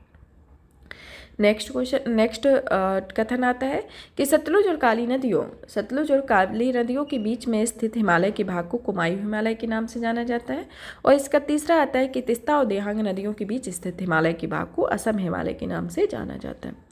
तो इसमें आपका जो ऑप्शन आता है पहला कि केवल 1 और 2 होना, ऑप्शन दूसरा आता है कि केवल 2 और 3 का होना, ऑप्शन सी आता है 1 और 3 का होना, और ऑप्शन डी आता है 1, 2, 3, 4 का होना। तो इसमें जो आपका उत्तर है वह आएगा ऑप्शन डी, जिसमें 1, 2, 3, 4 तीनों ही कथन इसके अंतर्गत आपके सही होंगे। अब हमारा क्वेश्चन आता है कि उत्तरी मैदानों के संदर्भ में निम्नलिखित कथनों पर विचार कीजिए। जिसमें पहला कथन आता है कि यह शिवालिक की तलहटी के मंद ढाल वाले मोटे जलोढ़ क्षेत्र जहाँ सरिताएं तलछट में विलुप्त हो जाती हैं भाबर के नाम से जाना जाता है। दूसरा आता है कि अत्यधिक बलुई दोमट मृदा वाले पहाड़ पुराने जलोढ़ को खादर के नाम से जाना जाता है। तीसरा आता है कि बाढ़ वाले मैदानों के लिए नए निक्षेपों को भागर कहा जाता है। तो उपयुक्त कथनों में से कौन सा कथन सही होगा, जिसमें पहला ऑप्शन आता है कथन केवल एक सही होगा, दूसरा ऑप्शन आता है कि केवल 1 और 2 दोनों होगा, ऑप्शन सी आता है जिसमें 2 और 3 होगा, और ऑप्शन डी आता है 1, 2, 3 होगा। तो इसमें जो आपका उत्तर होगा ऑप्शन ए आएगा, जिसमें पहला कथन सही है, दूसरा और तीसरा गलत है। दूसरा कथन क्यों गलत है, क्योंकि उत्तरी मैदानों का सबसे विशालतम भाग पुरानी जड़ोल नामक से जाना जाता है। इसमें यह पुरानी जड़ोल से जाना जाता है। वे नदियों के बाढ़ वाले मैदान में ऊपरी स्थित होते हैं तथा वेदिका जैसी आकृति प्रदर्शित करते हैं, और इस भाग को भागर के नाम से जाना जाता है, ना कि खादर के नाम से। तो इस कारण आपका पहला ऑप्शन दूसरा कथन गलत होगा। तीसरा कथन में है कि इस क्षेत्र में मृदा के जो चूनीदार निक्षेप पाए जाते हैं वह स्थानीय भाषा में जिन्हें कंकड़ कहा जाता है। बाढ़ वाले मैदानों के नए तथा युवा निक्षेपों को खादर कहा जाता है। इनको जो नए निक्षेप होते हैं उन्हें खादर कहा जाता है, ना कि भागर कहा जाता है। और इनका लगभग प्रत्येक वर्ष पुनर्निर्माण होता है, इसलिए उपजाऊ होते हैं और यह गहन खेती के लिए आदर्श होते हैं। तो इस कारण आपका दूसरा और तीसरा ऑप्शन कथन गलत होगा, पहला कथन सही होगा। अब हमारा क्वेश्चन आता है क्वेश्चन है कि प्रमुख बाह्य कारकों के रूप में पवनों द्वारा निर्मित स्थलाकृतियों के संदर्भ में निम्नलिखित स्थलाकृतियों में से कौन सी पवन की अपरदनात्मक गतिविधि के कारण निर्मित होती है। पहला आता है ज्यूजेन, दूसरा आता है मैशा, तीसरा आता है बरखान। तो इसमें आपको नीचे दिए गए कूट में से सही उत्तर की पहचान करना है, जिसमें ऑप्शन ए आता है कि केवल 1 का होना, ऑप्शन दूसरा आता है कि केवल 1 और 2 होना, ऑप्शन सी आता है 2 और 3 होना, और ऑप्शन डी आता है 1, 2, 3 होना। तो इसमें आपका जो उत्तर है ऑप्शन बी आएगा, जिसमें पहला और दूसरा कथन सही है, तीसरा कथन इसका तीसरे वाला गलत है। अब आता है हमारा नेक्स्ट क्वेश्चन कि निम्नलिखित प्रायद्वीपीयों पर नदियों पर विचार कीजिए। जिसमें पहला आता है सुवर्णरेखा, दूसरा आता है शरावती, तीसरा आता है ब्राह्मणी। तो उपयुक्त नदियों में से आपको पूर्व से पश्चिम की ओर प्रवाहित होती हैं, इनके संदर्भ में बताना है। जिसमें पहला आता है कि ऑप्शन की केवल 1 और 2 होगा, और दूसरा ऑप्शन आता है केवल 2 होगा, ऑप्शन सी आता है केवल 3 होगा, और ऑप्शन डी आता है उपयुक्त में से कोई नहीं है। तो इसमें आपका जो उत्तर होगा ऑप्शन बी आएगा, जिसमें आपका सिर्फ दूसरा ही सही है, जो दूसरा सही होगा, जो पूर्व से पश्चिम की ओर प्रवाहित होती है। अब हमारा नेक्स्ट क्वेश्चन आता है 68 नंबर का, जिसमें क्वेश्चन दिया गया है कि जल क्रिया के कारण विकसित स्थल रूपों के संदर्भ में जल की अपर्दन क्रिया के परिणाम स्वरूप कौन से स्थल रूप निर्मित होते हैं। जिसमें आपको बताना है। पहला आता है घाटियाँ, दूसरा आता है अवनामित कुंड, तीसरा आता है नदी रोधिकाएँ होना, चौथा आता है जलोढ़ पंख का होना। तो नीचे दिए गए कूट में से आपको सही उत्तर की पहचान करनी है, जिसमें पहला ऑप्शन आता है केवल 1 और 2 का होना, दूसरा ऑप्शन आता है 1 2 3 का होना, ऑप्शन सी आता है 2 3 4 का होना, ऑप्शन डी आता है 1 3 4 का होना। तो आपको इसमें से सही उत्तर की पहचान करनी है। तो आपका जो उत्तर होगा ऑप्शन ए आएगा, जिसमें पहला और दूसरा सही है और पहला दूसरा कथन इसका सही होगा। अब हमारा नेक्स्ट क्वेश्चन आता है, जिसमें हम पढ़ते हैं वर्चुअल रियलिटी के संदर्भ में। वर्चुअल रियलिटी के संदर्भ में निम्नलिखित कथनों पर विचार कीजिए, जिसमें पहला आता है कि यह एक त्रिआयामी डिजिटल परिवेश है जो कंप्यूटर एक के रूप माध्यम से जनित होती है, तथा दूसरा आता है कि ऑगमेंटेड रियलिटी की भांति वर्चुअल रियलिटी छवियों को देखने के लिए किसी उपकरण या गियर की आवश्यकता नहीं होती है। तो उपयुक्त कथनों में से कौन सा कथन सही होगा, इसमें से आपको बताना है कि कौन सा कथन सही होगा, जिसमें पहला ऑप्शन आता है केवल 1, दूसरा आता है केवल 2 होना, तो ऑप्शन सी आता है 1 और 2 होना, और ऑप्शन डी आता है ना तो 1 होगा ना तो दूसरा होगा। तो इसमें आपको सही उत्तर बताना होगा, इसका उत्तर होगा ऑप्शन ए, जिसमें केवल 1 ही सही होगा, दूसरा इसका कथन गलत है। कि यह जो है वह वर्चुअल रियलिटी का अनुभव करने तथा इसके साथ क्रिया करने के लिए आपको उचित उपकरण की आवश्यकता होती है, जैसे VR चश्मा और या हैंडसेट की आवश्यकता होती है। अब आता है हमारा नेक्स्ट क्वेश्चन 70 नंबर का, जिसमें दिया गया है कि निम्नलिखित में से कौन सी नदियां ब्रह्मपुत्र की सहायक नदियां हैं, जिसमें पहला आता है सुबनसिरी, दूसरा आता है लोहित, तीसरा आता है बराक, चौथा आता है दिबांग। तो नीचे दिए गए कूट का सही उत्तर की पहचान करना है, जिसमें ऑप्शन ए आता है 1 2 3 होना, ऑप्शन बी आता है 2 और 4 का होना, ऑप्शन सी आता है 1 2 4 होना, ऑप्शन डी आता है 3 और 4 का होना। तो इसमें से आपको उत्तर बताना है। इसके में जो उत्तर होगा आपका ऑप्शन सी आएगा, जिसमें 1 2 3 1 2 4 आता है। तो ऑप्शन सी आएगा, जिसमें बराक नहीं होगा और सुबनसिरी, लोहित और दिबांग होगा। 71 नंबर का क्वेश्चन आता है कि इस सुनामी के संदर्भ में निम्नलिखित कथनों पर विचार कीजिए। इसके अंतर्गत पहला कथन आता है, जैसे ही सुनामी की लहरें खुले समुद्र में उथले जल में पहुंचती हैं तो इनकी ऊंचाई तेजी से घटती जाती है। दूसरा कथन आता है कि खुले समुद्र में से उथले जल में पहुंचने पर सुनामी की गति बढ़ जाती है। तो उपयुक्त कथनों में से कौन सा कथन सही होगा, जिसके अंतर्गत ऑप्शन ए आता है केवल 1 का होना, ऑप्शन दूसरा आता है केवल 2 का होना, ऑप्शन सी आता है 1 और 2 होना, और ऑप्शन डी आता है ना तो 1 होगा ना तो दूसरा होगा। तो इसमें आपका जो उत्तर होगा ऑप्शन डी आएगा, जिसमें ना तो 1 होगा ना तो दूसरा होगा। अब आता है हमारा नेक्स्ट क्वेश्चन, जिसमें दिया गया है कि आप प्रदेशित मृदाओं के संदर्भ में निम्नलिखित युगों पर विचार कीजिए। इसमें मृदा और विशेषताएं दी गई हैं, जिसमें पहला दिया गया है कि रेगोशैल के संदर्भ में कि औषधों की नियमित आपूर्ति करते हैं। दूसरा आता है लिथोसोल, जो तीव्र ढालों पर अपर्दित मृदा होती है। चौथा आता है कि जलोढ़, जो सूक्ष्म और ढीले बालू के डिब्बे होते हैं। तो उपयुक्त में से सही युग्म की पहचान करना है, जिसमें पहला आता है कि केवल 1 युग्म सही है, दूसरा ऑप्शन आता है कि केवल 2 युग्म सही है, तीसरा ऑप्शन आता है कि सभी तीनों युग्म सही है, और चौथा आता है कि उपयुक्त में से कोई नहीं। तो इसका जो उत्तर होगा ऑप्शन डी आएगा, क्योंकि इसमें तीनों ही कथन एक दूसरे से नहीं मिलते हैं। अब इसकी व्याख्या को जानते हैं कि व्याख्या सबसे पहले तो जानते हैं कि अप्रादेशिक मृदाओं के संदर्भ में अप्रादेशिक मृदाएं या अकटिबंधीय मृदाएं होती हैं, वे होती हैं जो अपरिपक्व या अल्प विकसित होती हैं। इनमें बी संयस्तर का अभाव होता है और ए संयस्तर अपक्षेत्र मूल पदार्थों के सी संयस्तर के ठीक ऊपर होते हैं। ये मूल पदार्थों की विशेषताओं या क्षेत्रों की प्रकृति अथवा विकसित होने के लिए समय के कारण अभाव हो सकता है। अप्रादेशिक या अकटिबंधीय मृदाओं को निम्नलिखित में विभाजित किया जाता है, जिसमें आता है लिथोसोल या अधिकचरी मृदाएं होती हैं, जो मृदा के कण में इतनी तीव्र गति से अपवर्तित होती है कि ये तीव्र ढाल पर एकत्रित हो जाती हैं। रेगोशूल मृदाएं वे मृदाएं होती हैं जो सूक्ष्म और ढीले रेत के डिब्बे होते हैं, और जलोढ़ मृदाएं होती हैं वह अवसादों की नियमित आपूर्ति करती हैं। तो इसमें एक दूसरे से ये समावित है, लेकिन एक दूसरे से आमने सामने सम्मिलित नहीं है। तो इस कारण से यह ऑप्शन डी इसका सही होगा। अब हमारा क्वेश्चन आता है, नेक्स्ट क्वेश्चन आता है कि गंगा नदी तंत्र के संदर्भ में निम्नलिखित युग्मों पर विचार कीजिए।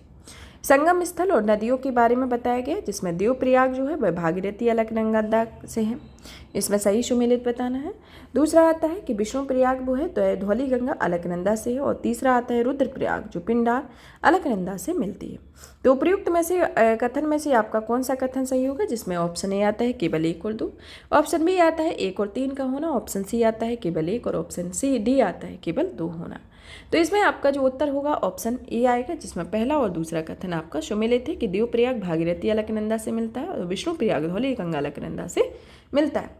और जो रुद्रप्रयाग होता है वह अलकनंदा की सहायक अन्य नदी पिंडार नदी से मिलता है, जो जिसे कर्ण अलकनंदा की जो अन्य नदी है सहायक नदी पिंडार है उस वहाँ से पर कर्णप्रयाग मिलता है, जबकि मंदाकिनी और काली नदी से मिलकर यह रुद्रप्रयाग का निर्माण होता है। तो इसके साथ ही ऑप्शन ए इसका सही होगा। अब हमारा 74 नंबर का क्वेश्चन आता है, जिसमें दिया गया है कि रिवर्स फ्लिपिंग के संदर्भ में निम्नलिखित कथनों पर विचार कीजिए। पहला कथन आता है कि यह एक विदेशी संस्था के स्वामित्व को वापस भारत में स्थानांतरित करने की प्रक्रिया है। दूसरा आता है कि पश्चिमी देशों में कर्मचारियों के लिए वीजा प्रतिबंधों के कारण कंपनियां रिवर्स फ्लिप करती हैं। तो उपयुक्त कथनों में से कौन सा कथन सही है, जिसके अंतर्गत ऑप्शन ए आता है केवल एक का होना, ऑप्शन बी आता है केवल दो का होना, ऑप्शन सी आता है एक और दो का होना, और ऑप्शन डी आता है ना तो एक होगा ना तो दूसरा होगा। तो इसमें से ऑप्शन आपको सही उत्तर की पहचान करना है, जिसमें ऑप्शन ए इसका सही होगा कि यह एक विदेशी संस्था के स्वामित्व को वापस भारत में स्थानांतरित करने की प्रक्रिया होती है। अब हमारा 75 नंबर का क्वेश्चन आता है, जिसमें दिया गया है कि निम्नलिखित परिच्छेद पर विचार कीजिए, जिसमें ये गुंबदाकार विशाल अंतर्भेदी चट्टान है, जिनका तल समतल एवं एक पाइप रूपी वाहक नली से नीचे से जुड़ा हुआ होता है। इनकी आकृति धरातल पर पाए जाने वाले मिश्र ज्वालामुखी को गुंबद से होती है। अंतर केवल इतना होता है कि यह गहराई में पाया जाता है और इसे सतह पर पहुंचने वाले लावा का स्थानीयकृत स्रोत माना जाता है। तो प्रयुक्त परिच्छेद में निम्नलिखित में से किस ज्वालामुखी अंतर्वेदी स्थल रूप का निर्माण किया गया, जिसमें ऑप्शन ए आता है बैथुलित, ऑप्शन बी आता है लैकुलित, ऑप्शन सी आता है डाइक का, और ऑप्शन डी आता है सिल्का। तो इसमें आपको सही उत्तर की पहचान करना है, जिसके अंतर्गत आपका जो उत्तर होगा ऑप्शन बी आएगा, जो लैकुलित के बारे में बताता है। अब हमारा नेक्स्ट क्वेश्चन आता है 76 नंबर का, जिसमें दिया गया है कि निम्नलिखित में से कौन सी रेगुर या काली मृदाओं की विशेषता है, जिसके अंतर्गत पहला कथन आता है या पहला कूट आता है कि इनका निर्माण ज्वालामुखी के लावा से हुआ है। दूसरा आता है इसमें लोहे तत्व की मात्रा कम पाई जाती है, और तीसरा आता है कि स्वतः जुताई प्रकृति की होती है। नीचे दिए गए कूट का सही उत्तर की पहचान करना है, जिसमें ऑप्शन ए आता है केवल एक, ऑप्शन बी आता है केवल दो, ऑप्शन सी आता है एक और तीन, और ऑप्शन डी आता है एक दो तीन। तो इसमें आपको उत्तर बताना है, जिसमें आता है कि ऑप्शन सी आपका सही होगा कि एक और तीन होगा। कि इसमें ऑप्शन सी होगा कि काली मृदा का निर्माण आग्नेयशिलाओं के अपक्षय और पर्दन से होता है, जो ज्वालामुखी उद्गार के बाद लावा के ठंडा होने और जमने के कारण हुआ है। उच्च लोहे तत्व और ह्यूमरस के कारण इनका रंग लाल कहा जाता है, और ये मृदाएं अपनी स्वतः जुताई प्रकृति के लिए जानी जाती है, क्योंकि ये गीली होने के कारण होने पर फूल जाती हैं और चिपचिपी हो जाती है तथा सूखने पर सिकुड़ जाती हैं, और सूक्ष्म मौसम के दौरान इन मृदाओं में चौड़ी दरारें पड़ जाती है। तो इसके साथ ही आपका यह तीनों ही कथन सही होगा, पहला और तीसरा कथन होगा, और जो दूसरा कथन है वह इस कारण से सही नहीं होगा क्योंकि यहाँ लोहे तत्व की मात्रा कम नहीं बल्कि अधिक पाई जाती है, जो ह्यूमरस के कारण इनका रंग काला होता है। तो इसके साथ ही दूसरा ऑप्शन है, दूसरा कथन में गलत है, पहला और तीसरा सही होगा। अब आता है 77 नंबर के क्वेश्चन में, जिसमें आता है कि भारत में लेटराइट मृदाओं के संदर्भ में कौन सा कथन सही है। पहला कथन आता है कि ये सामान्यतः भारी और काले रंग की होती है। दूसरा आता है कि इनमें कार्बनिक पदार्थ और ह्यूमरस की मात्रा अधिक पाई जाती है, और जो तीसरा आता है कि उच्च तापमान और भारी वर्षा वाले क्षेत्रों में अच्छी तरह से विकसित होती हैं, और चौथा आता है कि इनका उपयोग व्यापक रूप से मकान निर्माण के उपयोग के लिए की जाने वाली ईंट बनाने के लिए किया जाता है। तो नीचे दिए गए कूट में से आपको सही उत्तर की पहचान करना है, जिसमें आपको उत्तर बताना है, जिसमें पहला ऑप्शन आता है कि 1 2 3, दूसरा ऑप्शन आता है कि ये 2 3 4 का होना, ऑप्शन सी आता है 1 और 4 का होना, ऑप्शन डी आता है ये 3 और 4 का होना। तो इसमें आपका जो उत्तर है ऑप्शन डी होगा, जिसमें दूसरा ऑप्शन डी होगा, जिसमें तीसरा और चौथा कथन सही है, पहला और दूसरा कथन गलत है। पहला और दूसरा कथन जो है वह सही क्यों नहीं है, क्योंकि वर्षा के साथ चूना और सिलिका तो निक्षेपित हो जाते हैं, लेकिन लोहे की ऑक्साइड और एल्यूमिनियम की यौगिक जो होते हैं वह भरपूर मृदाएं शेष रह जाती हैं। लोहे की ऑक्साइड की अत्यधिक मात्रा के कारण लगभग सभी लेटराइट मृदाओं का रंग जंग जैसा लाल हो जाता है। इस कारण रंग जैसा लाल हो जाता है, इस कारण से यह पहला कथन गलत है, क्योंकि यहाँ भारी और काले रंग की बात की गई है। दूसरा कथन इस कारण से गलत है क्योंकि यहाँ उच्च तापमान के कारण आसानी से पनपने वाले जीवाणु ह्यूमरस की मात्रा को तेजी से नष्ट कर देते हैं और इन मृदाओं में कार्बनिक पदार्थ नाइट्रोजन, फास्फोरस, कैल्शियम की मात्रा कम पाई जाती है, जबकि आयरन ऑक्साइड और पोटाश की मात्रा जो होती है अधिक पाई जाती है। तो इस कारण से इसका दूसरा कथन गलत होगा। तो इसके साथ ही इसका तीसरा और चौथा कथन सही है, तो इसके साथ ही ऑप्शन डी सही होगा। अब हमारा 78 नंबर का क्वेश्चन आता है जिसमें पूछा गया है कि ज्वालामुखी गतिविधियों के संदर्भ में संबद्ध भूआकृतियों के संदर्भ में निम्नलिखित कथनों पर विचार कीजिए। पहला कथन आता है कि शिल पृथ्वी के भीतर जमे हुए लावा की क्षैतिज परतें होती हैं। दूसरा कथन आता है कि डाई कूदावर अंतर्वेदी भूआकृतियां होती हैं जो दीवार जैसी संरचना के रूप में विकसित होती हैं। और तीसरा आता है कि बैथुलित आग्नेय चट्टानों का विशाल पिंड होता है जो पृथ्वी के भीतर गर्म मैग्मा के जमाव के कारण होता है। तो उपयुक्त कथन में से आपको सही कथन की पहचान करना है, जिसमें पहला ऑप्शन ए आता है कि केवल 1 और 2 होगा, ऑप्शन बी आता है केवल 3 होगा और ऑप्शन डी आता है, सी आता है 1 और 3 और ऑप्शन डी आता है 1, 2, 3 होगा। तो इसके साथ ही जो आपका उत्तर होगा 1, 2, 3 होगा। अब आता है हमारा नेक्स्ट क्वेश्चन कि उष्ण आर्द्र विषुवतीय जलवायु के संदर्भ में निम्नलिखित कथनों पर विचार कीजिए, जिसके अंतर्गत पहला कथन आता है कि तापमान का दैनिक परास बहुत कम होता है किंतु तापमान का वार्षिक परास अधिक होता है। दूसरा कथन आता है कि विषुवणों के दौरान 2 उच्चतम वर्षा बिंदु विषुवतीय जलवायु की एक विशेषता होती है। तो इसके संदर्भ में आपको सही उत्तर की पहचान करना है, जिसमें ऑप्शन ए आता है कि केवल 1 होगा, ऑप्शन दूसरा आता है केवल 2 होगा, ऑप्शन सी आता है 1 और 2 दोनों कथन होंगे और सही होंगे और ऑप्शन डी आता है ना तो 1 होगा ना तो दूसरा होगा। तो इसके साथ ही जो आपका उत्तर होगा वह ऑप्शन बी आएगा, जिसमें विषुवों के दौरान 2 उच्चतम वर्षा बिंदु में विषुवतीय जलवायु की एक विशेषता होती है। और पहला इस कारण से सही नहीं होगा क्योंकि इनकी जो परास होती है वह कम होती है कि तापमान का दैनिक परास भी कम होता है, इस प्रकार से इनका वार्षिक परास भी कम होता है और इसमें बताया गया है अधिक होता है। अब हमारा नेक्स्ट क्वेश्चन आता है कि बेगा, परधोनी, गुसाड़ी, हरुल में क्या समानता है। ऑप्शन ए ये आदिवासी समुदायों द्वारा मनाया जाने वाला फसल उत्सव है। ऑप्शन दूसरा आता है कि ये जीआई टैग प्राप्ति चावल की किस्म है। ऑप्शन सी आता है ये पारंपरिक साड़ी किस्म है। ऑप्शन सी डी आता है कि ये आदिवासी नृत्य है। तो इसके अंतर्गत ऑप्शन डी होता है कि यह आदिवासी नृत्य है।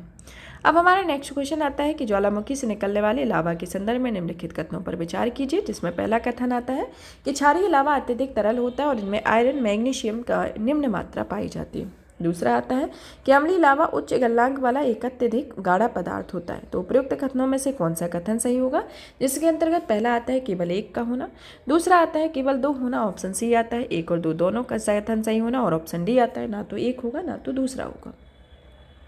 तो इसमें जो आपका उत्तर है इसका उत्तर जो होगा ऑप्शन डी आएगा, जिसमें दोनों ही कथन इसके गलत हैं कि यह जो है ज्वालामुखी में यह जो परतें पाई जाती है इनके संदर्भ में इनको बताया गया।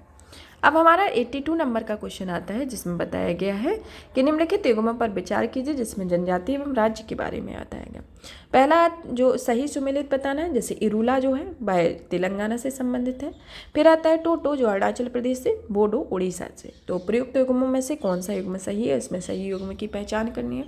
इसमें आपका जो पहला ऑप्शन आता है कि केवल 1 और 2 होगा, ऑप्शन दूसरा आता है केवल 3 सही होगा, ऑप्शन सी आता है 2 और 3 होगा और ऑप्शन डी आता है 1, 2, 3 होगा। इसके संदर्भ में आपका जो उत्तर होगा ऑप्शन बी आएगा, जिसमें आपका ऑप्शन बी सही होगा, जिसमें केवल तीसरा कथन सही है कि बोडो उड़ीसा से संबंधित है। इरूला जो है इरूला के इरूलर समुदाय होता है जो कि यह कहाँ से संबंधित है, यह एक औद्योगिक उत्पादों का है तथा इसके लिए यह तमिलनाडु के जिलों तथा या केरल और कर्नाटक के कुछ हिस्सों में यह इरूला रहते हैं, ना कि यह तेलंगाना के हैं। और टोटो जो है टोटो का जो विस्तार है वह पश्चिम बंगाल के अलीपुरद्वार जिले में टोटोपाड़ा नामक एक छोटे से अंतःस्थल क्षेत्र में यह निवास करते हैं। तो यहाँ यह पश्चिम बंगाल होगा, वेस्ट बंगाल होगा और यहाँ पर यह होगा तमिलनाडु, केरल इनके संदर्भ में होगा, ना कि तेलंगाना में। अब हमारा नेक्स्ट क्वेश्चन आता है। नेक्स्ट क्वेश्चन में जानते हैं कि सामाजिक वानिकी के संदर्भ में निम्नलिखित कथनों पर विचार कीजिए। पहला कथन आता है कि शहरी वानिकी का संबंध केवल सार्वजनिक भूमि पर वृक्ष लगाने और उनका प्रबंधन करने से होता है। दूसरा आता है कि कृषि वानिकी का अर्थ होता है कि कृषि योग्य भूमि तथा बंजर भूमि पर वृक्ष और कृषि फसलें एक साथ लगाने के लिए होता है। और तीसरा आता है कि सामुदायिक वानिकी में सार्वजनिक निजी स्वामित्व वाली सामुदायिक भूमि पर वृक्ष लगाना शामिल होता है। तो इसमें से आपको सही उत्तर की पहचान करनी है, जिसके अंतर्गत ऑप्शन ए आता है केवल 1 और 2 होगा, ऑप्शन बी आता है केवल 2 होगा, ऑप्शन सी आता है केवल तीसरा होगा और ऑप्शन डी आता है 2 और 3 होगा। तो इसमें ऑप्शन आपका उत्तर जो होगा ऑप्शन बी आएगा, जिसमें कथन दूसरा सही है। अब आता है हमारा नेक्स्ट क्वेश्चन कि अंतः उष्ण कटिबंधीय अभिसरण क्षेत्र या ITCZ के संदर्भ में निम्नलिखित कथनों पर विचार कीजिए। इसके अंतर्गत पहला कथन आता है कि यह एक ऐसा क्षेत्र होता है जहाँ पर पवनें नीचे उतरती हैं।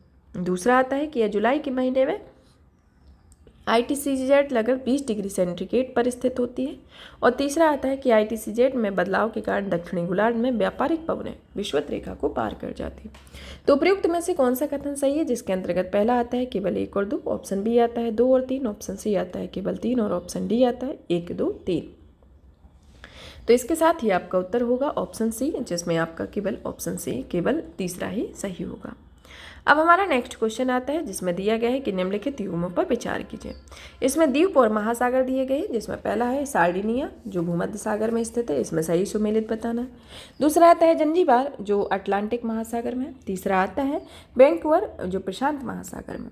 तो इसमें आपको सही उत्तर की पहचान करना है, जिसके अंतर्गत ऑप्शन ए आता है कि केवल 1 सही होगा, ऑप्शन बी आता है कि 2 और 3 सही होगा, और ऑप्शन सी आता है कि केवल 1 और 3 सही होगा, और ऑप्शन डी आता है कि 1 2 3 तीनों ही सही होंगे। तो इसमें आपका उत्तर जो होगा इसका ऑप्शन सी आएगा, जिसमें पहला और तीसरा तो सही है, लेकिन इसका दूसरा सही नहीं है, क्योंकि जंजीबार जो है वह जंजीबार द्वीप यह हिंद महासागर में स्थित एक द्वीप समूह है, ना कि यह अटलांटिक महासागर में।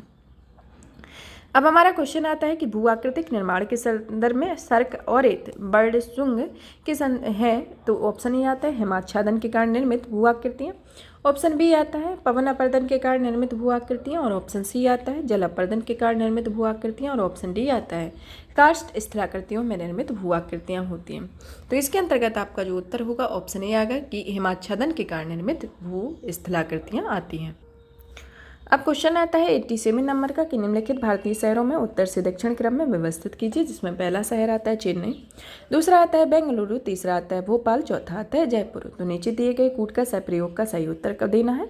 ऑप्शन ए आता है 3 2 4 1, ऑप्शन बी आता है 3 4 2 1, ऑप्शन सी आता है 4 3 2 1, और ऑप्शन डी आता है 4 3 1 2। तो आपको इसमें सही उत्तर बताना है, जिसमें आपका जो उत्तर होगा ऑप्शन डी आएगा, जिसमें 4 3 1 2 होगा, कि इसमें पहले नंबर पर जयपुर आता है, फिर भोपाल आता है, फिर उसके बाद चेन्नई और बेंगलुरु आता है, जिसका यह उत्तर से दक्षिण की ओर क्रम है।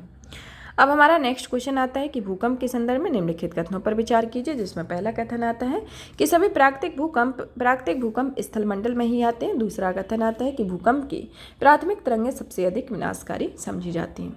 तो उपयुक्त कथन में से कौन सा कथन सही होगा। तो इसमें आपका जो उत्तर होगा ऑप्शन आएगा पहले ऑप्शन ए केवल 1, ऑप्शन बी आता है केवल 2, ऑप्शन सी आता है केवल 1 और 2 दोनों ही सही होगा, और ऑप्शन डी आता है 1 और 2 दोनों ही गलत होंगे।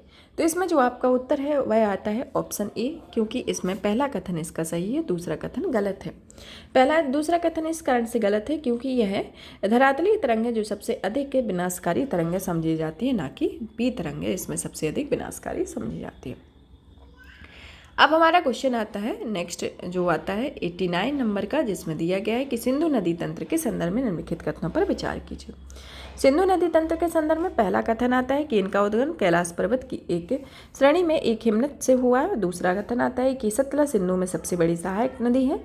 तीसरा आता है कि सिंधु भारत में केवल जम्मू कश्मीर संघ राज्य क्षेत्र से होकर बहती है। तो इसमें आपको सही उत्तर की पहचान करना है, जिसमें ऑप्शन ए आता है केवल 1 और 2 होगा, ऑप्शन बी आता है कि 2 और 3 होगा, ऑप्शन सी आता है केवल 1 होगा, और ऑप्शन डी आता है कि 1 2 3 होगा। तो इसमें आपका जो उत्तर होगा ऑप्शन सी आएगा, जिसमें पहला ऑप्शन सही होगा, दूसरा तीसरा गलत है। अब दूसरा तीसरा क्यों गलत है, क्योंकि जो सिंधु की जो सतलुज जो है सिंधु की सहायक सबसे बड़ी सहायक नहीं है, जबकि सिंधु की सबसे बड़ी सहायक नदी चिनाब है। और यह जो पहला वाला जो तीसरा वाला गलत इस कारण से होगा क्योंकि यह तिब्बत से यह नदी संघ राज्य क्षेत्र लद्दाख से होते हुए भारत में प्रवेश करता है। लद्दाख से यह संघ राज्य क्षेत्र जम्मू कश्मीर से होकर बहती है, और यहाँ से सिंधु नदी बाल्टिस्तान गिलगिट के क्षेत्रों से होकर बहती है, और यह नदी लद्दाख श्रेणी को काटते हुए जम्मू कश्मीर में गिलगिट के समीप एक दर्शनीय महाखंड का निर्माण करती है, और यह पाकिस्तान के चिल्लड़ के निकट दर्दिस्तान में प्रदेश में प्रवेश करती है, और अरब सागर में गिरने से पहले पंजाब सिंध प्रांत प्रांतों से होकर गुजरती हैं, ना कि सिर्फ जम्मू कश्मीर के। तो इसके साथ ही आपका दूसरा और तीसरा ऑप्शन गलत होगा, पहला और इसका कथन सही है, इस कारण से ऑप्शन सी सही होगा। अब हमारा 90 नंबर का क्वेश्चन आता है, जिसमें दिया गया है कि भारत में सूक्ष्म मृदा के संदर्भ में निम्नलिखित कथनों पर विचार कीजिए। इसके अंतर्गत पहला आता है कि ये सामान्यतः संरचना से बलुई और प्रवृत्ति में लवड़ीय होते जाते हैं। दूसरा ऑप्शन आता है कि कथन आता है कि ये नमी की कमी होती है और ह्यूमरस और जैविक पदार्थ बहुत कम होता है। तो उपयुक्त कथनों में से कौन सा कथन सही है, जिसके अंतर्गत ऑप्शन ए आता है केवल एक का होना, ऑप्शन दूसरा आता है कि केवल दूसरा सही होना, ऑप्शन सी आता है कि एक और दो दोनों सही होना, और ऑप्शन डी आता है ना तो एक सही होगा ना तो दूसरा सही होगा। तो इसका उत्तर होगा ऑप्शन सी, जिसमें पहला और दूसरा कथन दोनों ही सही है। अब आता है 91 नंबर का क्वेश्चन, जिसमें दिखाया गया है कि कार्तिक मास की ऊष्मा परिघटना के संदर्भ में निम्नलिखित कथनों पर विचार कीजिए। इसमें पहला कथन आता है कि यह परिघटना मानसून के निवर्तन के दौरान होती है। दूसरा कथन आता है कि इस परिघटना में आकाश स्वच्छ हो जाता है और तापमान बढ़ने लगता है। तीसरा आता है कि इस मौसम में आर्द्रता की कमी से गर्मी और बढ़ा देती है। तो उपयुक्त कथनों में से कौन सा कथन सही होगा, इसमें से आपका ऑप्शन ए आता है कि केवल एक और दो सही होगा, ऑप्शन बी आता है कि 2 और 3 सही होगा, ऑप्शन सी आता है कि 1 और 3 सही होगा, और ऑप्शन डी आता है 1, 2, 3 सही होगा।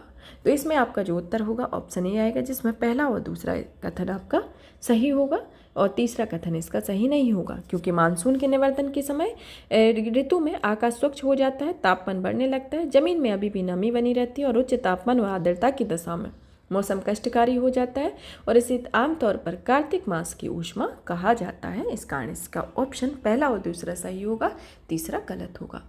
अब हमारा नेक्स्ट क्वेश्चन आता है 92 नंबर का, जिसमें दिया गया है प्लेट विवर्तकी के संदर्भ में निम्नलिखित में से कौन सी छोटी प्लेट या प्लेटों के रूप में वर्गीकृत की गई है। पहला आता है प्रशांत महासागरीय प्लेट, दूसरा आता है कोकोस प्लेट, तीसरा आता है नजका प्लेट। तो नीचे दी गई कूट का सही उत्तर की पहचान करना है। इसके अंतर्गत पहला ऑप्शन आता है कि केवल एक होना, दूसरा ऑप्शन आता है कि 2 और 3 होना, तीसरा आता है केवल 3 का होना, चौथा आता है 1, 2, 3 होना।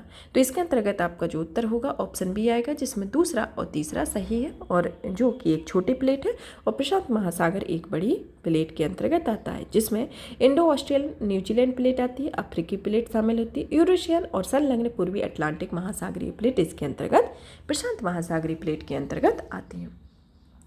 अब आता है हमारा नेक्स्ट क्वेश्चन, जिसमें दिया गया है कथन और कारण के संदर्भ में दिया गया है। पहला कथन आता है कि पूर्वी तटीय मैदान चौड़ा होता है और उसे उभरी हुई तट का एक उदाहरण है।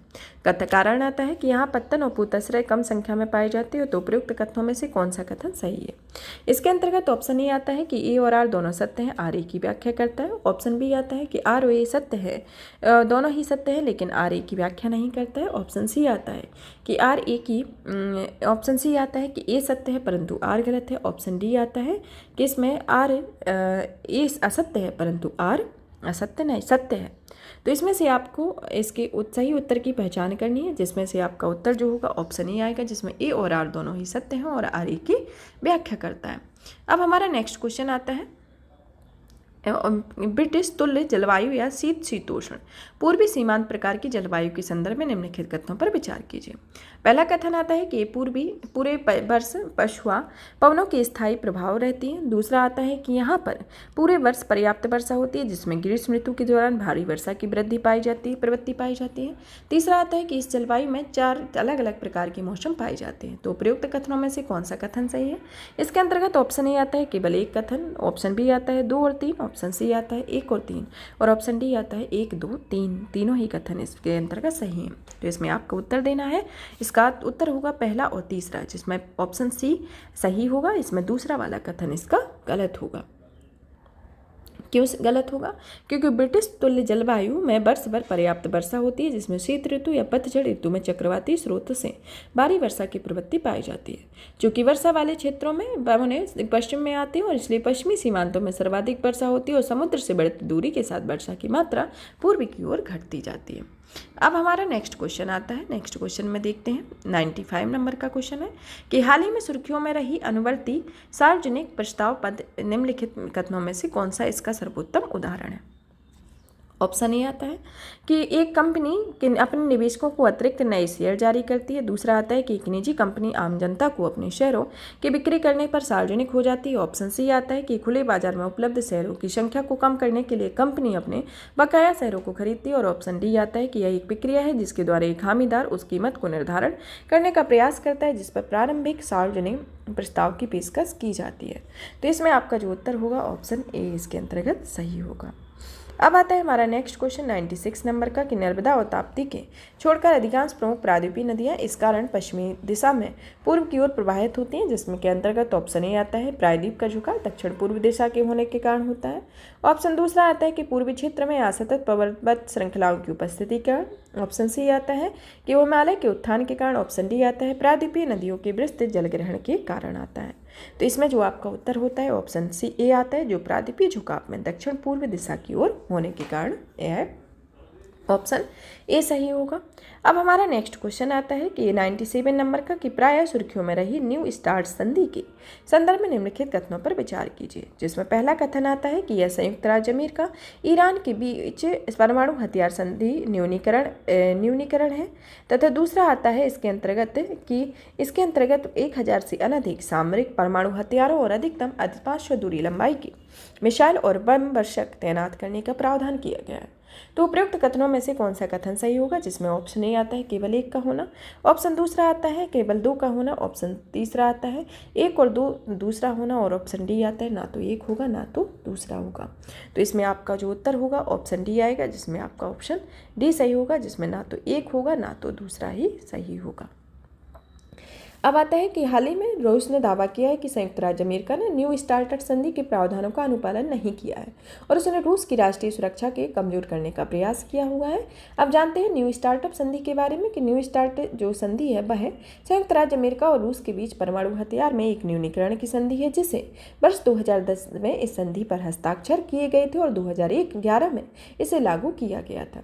यह समझौते में यह पूर्ववर्ती स्टार्ट संधि की प्रतिस्थापित किया गया जो 2009 में समाप्त हो गई थी, और यह 2021 में संयुक्त राज्य अमेरिका रूस में इस संधि का विस्तार करके 2026 तक के लिए सहमति की हुई है, और इसके अंतर्गत 1000 से अनधिक सामरिक परमाणु हथियारों और अधिकतम 500 लंबी दूरी की मिसाइल और बम वर्षक तैनात करने का प्रावधान किया गया है इसके संदर्भ में। अब आता है हमारा नेक्स्ट क्वेश्चन 98 नंबर का क्वेश्चन आता है, जिसमें दिया गया है कि मैंग्रोव वनों के क्षेत्रफल के अनुसार भारत के निम्नलिखित राज्यों या संघ राज्य क्षेत्रों को अवरोही क्रम में व्यवस्थित कीजिए। पहला आता है अंडमान एवं निकोबार द्वीप समूह, दूसरा आता है महाराष्ट्र, तीसरा आता है पश्चिम बंगाल, चौथा आता है गुजरात। तो नीचे दिए गए कूट का सही उत्तर का प्रयोग करना है, जिसमें ऑप्शन ए आता है 3 4 1 2, ऑप्शन दूसरा आता है 3 4 2 1, ऑप्शन सी आता है 3 1 4 2 और ऑप्शन डी आता है 4 3 2 1। तो इसमें आपका जो उत्तर होगा ऑप्शन ए आएगा कि 3 4 1 2 होगा। सबसे पहले आएगा पश्चिम बंगाल, फिर आएगा गुजरात, फिर आएगा अंडमान निकोबार द्वीप समूह, फिर आएगा महाराष्ट्र। तो यहाँ पर आपका ऑप्शन ए सही होगा। अब आता है 99 नंबर का क्वेश्चन, जिसमें दिया गया है कि अपतटीय व्यापारिक पवनों के कारण उष्ण ग्रीष्म ऋतु, तटवर्ती पछुआ पवनों ने शीत ऋतु में भारी वर्षा, साफ खुली धूप वाले मौसम के साथ उष्ण शुष्क ग्रीष्म ऋतु और आर्द्र मृदु शीत ऋतु और स्थानीय पवनों की प्रतियोगिता है। उपयुक्त परिच्छेद में निम्नलिखित में से किस प्रकार की जलवायु का सर्वोत्तम वर्णन किया गया, जिसके अंतर्गत ऑप्शन ए आता है मानसून तुल्य जलवायु, ऑप्शन बी आता है चीन तुल्य जलवायु, ऑप्शन सी आता है सवाना, ऑप्शन डी आता है भूमध्य सागरीय जलवायु। तो इसमें आपका जो उत्तर होगा ऑप्शन डी आएगा, जिसमें आता है भूमध्य सागरीय जलवायु। ऑप्शन सी आता है इसमें, और 100 नंबर का क्वेश्चन आता है कि भूकंप के संदर्भ में निम्नलिखित कथनों पर विचार कीजिए। ऑप्शन ए आता है कि जिस बिंदु पर ऊर्जा मुक्त होती है उसे उद्गम केंद्र कहते हैं, ऑप्शन दूसरा आता है कि उद्गम केंद्र के ठीक ऊपर स्थित स्थान को अवकेंद्र कहा जाता है, और तीसरा आता है कि भूकंपीय तरंगों को सबसे पहले अधिकेंद्र पर महसूस किया जाता है। तो उपयुक्त कथनों में से कौन सा कथन सही है, जिसके अंतर्गत ऑप्शन ए आता है केवल 1 और 2, ऑप्शन बी आता है 2 और 3 का होना, ऑप्शन सी आता है 1 और 3 और ऑप्शन डी आता है 1 2 3 4। तो इसमें से ऑप्शन आपको सही बताना है। इसमें आपका जो उत्तर होगा ऑप्शन सी आएगा, जिसके अंतर्गत ऑप्शन 1 और 3 सही होगा। ऑप्शन 1 और 3 इसके अंतर्गत सही होगा, इसके अंतर्गत आपका ऑप्शन सी आएगा। यहाँ पर ही आपका ऑप्शन सी होगा। इसी के साथ ही दूसरा इसका कथन गलत है, पहला और तीसरा इसका सही है। कि भूतल पर वह बिंदु जो उद्गम केंद्र के समीपतम होता है उसे अधिकेंद्र कहा जाता है तथा भूकंपीय ऊर्जा भूकंपीय तरंगों के रूप में मुक्त होती है और ये तरंगें उद्गम केंद्र से सभी दिशाओं में फैलती है। तो इस कारण से आपका जो उत्तर होगा ऑप्शन दूसरा वाला सही नहीं होगा और पहला और तीसरा सही होगा। यहाँ पर आपके 100 क्वेश्चन कवर होते हैं या फिर नेक्स्ट क्लास में नेक्स्ट चैप्टर के साथ मिलेंगे, मतलब टेस्ट फर्स्ट सेकंड थर्ड को हमने कंप्लीट कर लिया है। अब हमारा नेक्स्ट क्लास में 4th नंबर के टेस्ट पेपर को सॉल्व करेंगे। और भी इसी तरीके की वीडियो को देखने के लिए चैनल को सब्सक्राइब करें, ज़्यादा से ज़्यादा शेयर करें और वीडियो को लाइक करें। धन्यवाद।